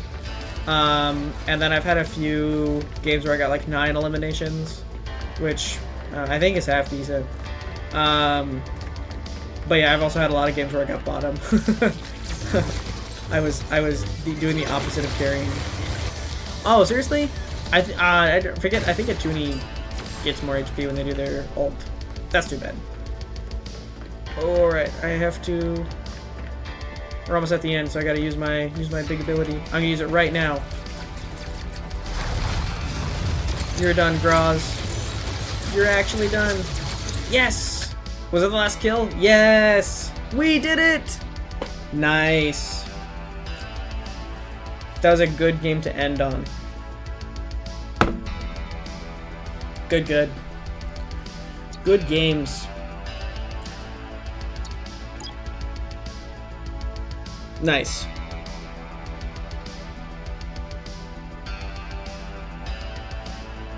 There we go. Also, yeah, this overlay looks a lot different. Throw Furno, actually. Actually, though, yeah. Zelda game comes out this November. Yes, I also did not know about the Zelda game coming out this November. If we all leave, he could become Carrie Furno. No, what I need to do, I think I could do it like on camera, like for a video. I just couldn't do it. I can't do it like live. So sometime I'm gonna play a game and I'm gonna be really good at it, and then I'm gonna upload the footage as like a premiere video, and then you guys can see that I am good at a game, and then I can go back to regular streaming. I get to be Carrie Furno one time, and it'll never be live. That way you'll believe me. Yeah, 2D Zelda, and it's this September. That's nice. That's crazy. Also, yeah, I guess it's been a bit since, because there hasn't been a Zelda game since Tears of the Kingdom, right? I know that was like the big one for forever. Yeah. Yes. Look up Echoes of Wisdom. It looks awesome. If you want.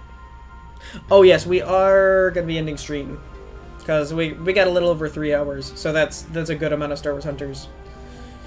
I will say I was hoping to have some more clutch plays, but we had good discussions in chat instead, so like that's totally fine. So like I said, sometime I will actually be good at this game, or any game, but I'll need to be good, like, not live. I feel like it can perform half decently on camera, like it's not even being on camera, because I've recorded some games where I did alright, like not recently, but like I have played well playing video games like on camera while recording before. I think I could do that, but yeah, it's not that even that streaming is too distracting. It's that when someone like says something in stream, then I'm like, oh yeah, you're right, and I start thinking about it, and I'm just not, like, I'm looking at even if I'm looking at the game and I'm not looking down actively at chat, now I'm thinking about what that person said and be like, oh man, I wonder. Which is, it's totally fine, because like it's just because I enjoy chatting. It's fun. That's like why I stream, is to like hear people what people have to say about the game, or just what people have to say in general. So yeah, I mean, I wouldn't have it any other way. It's the most enjoyable part of this hobby. But yeah, the side effect is I don't do well at games. Every now and then maybe I'll have like okay, I'm setting aside 20 minutes to ignore all of you and be really good at this game. But then I'll probably forget and read chat after that, so it's okay. From D&D to streaming services to random stuff. Yeah, and there's more before that too. We were talking about I forget what the first topic was. We were talking about grilled cheese for a while though. And that's something else too. But yeah, a lot of topics tonight. It was a fun stream though, yeah. Again, it's kind of cool. Like I mean, I didn't have any of like these discussions planned. You know, they just sort of happened. And it's always interesting for me to see, like, I always have like a vague idea of like, okay, here's how I'll like set up this like stream, and like, you know, these are some things like about the game that I might end up talking about. And sometimes it's like, oh, that's exactly the way I thought it was gonna go. And sometimes it's like, man, I I didn't even know it was gonna be like that. But yeah, that's also like kind of one of the fun parts of streaming though, is like you get to, even as the streamer, you get to sort of like figure it out as you go along. And sometimes something happens and it's like, oh, I'm seeing this for the first time too, or like I'm not figuring it out, but like I don't expect all the things to happen on stream or know all the things that are going to happen on stream. So like part of it's new for me, even if I'm the one who planned the stream. So if that makes sense, that's one thing that's fun. ADHD moment. 3 hours of ADHD moment. For real. Yeah, eventful stream though. The thing you said about ignoring us would sound so bad out of context. Nobody clipped that. Nobody clipped that. But yeah, not really a lot to say tonight. I feel like I usually have like a ton of announcements, but I feel like I have already made all those announcements like last stream and on the Discord. So yeah, next time we go live, playing Inscryption, I'm pretty sure. Yeah, it'll be Inscryption, 11 p.m. on Friday. and I will try to do a better job setting out reminders. Because it seemed like I did not do a good job of that. Because nobody knew that I was live tonight. And if none of you know that I'm live, that is 100% my fault. Because it is my job to tell you when I'm going live, and since literally nobody knew, then I think I messed up. But it's okay. So yeah, I will try to do a better job of making sure everyone knows when I'm gonna be live. But yeah, this Friday 11. And then I might have more announcements this week just to kind of like lead up to the 2 weeks I'm going to be gone. And then when we come back, we're going to have the Minecraft event, and that'll be the last stream in July, which is crazy. It's a weird month, but we're still going to do a lot of fun stuff though. So, yeah, the announcement was a little bit low key, to be honest. That's absolutely fair. That's absolutely fair, and you are correct. Because nobody knew, so you're absolutely right. Yeah. I try not to be too annoying or too pushy with the announcements, because I don't want to be. Oh, is this song on? This song is on Neon Divide 2? Yeah. This is okay. After stream, I'm gonna send you the soundtrack because it's just a good track, and there's a bunch of good songs on it. So I'll send you it after I end live. Happens when the days are off from usual, yeah, for sure. And yeah, like I was saying, I never want to be like annoying or like overbearing or like, guys, come watch me, guys. But I think I went too far the other way, and I just I like barely even mentioned that I was going live, so that's all good. It's all good. I still appreciate you guys coming in, because it seemed like everyone just kind of like ended up like showing up even though you didn't know I was gonna be live. So like, that's really nice of you guys. You guys are pretty cool. Pretty cool indeed. Anyway, so yeah, that's it for wrap-up chat. I will put more reminders out for the stream on Friday, and I will see you hopefully Friday at 11 p.m. 11 p.m. Friday. So yep, you guys have a great rest of your night. Yep, good night, everybody. See you Friday.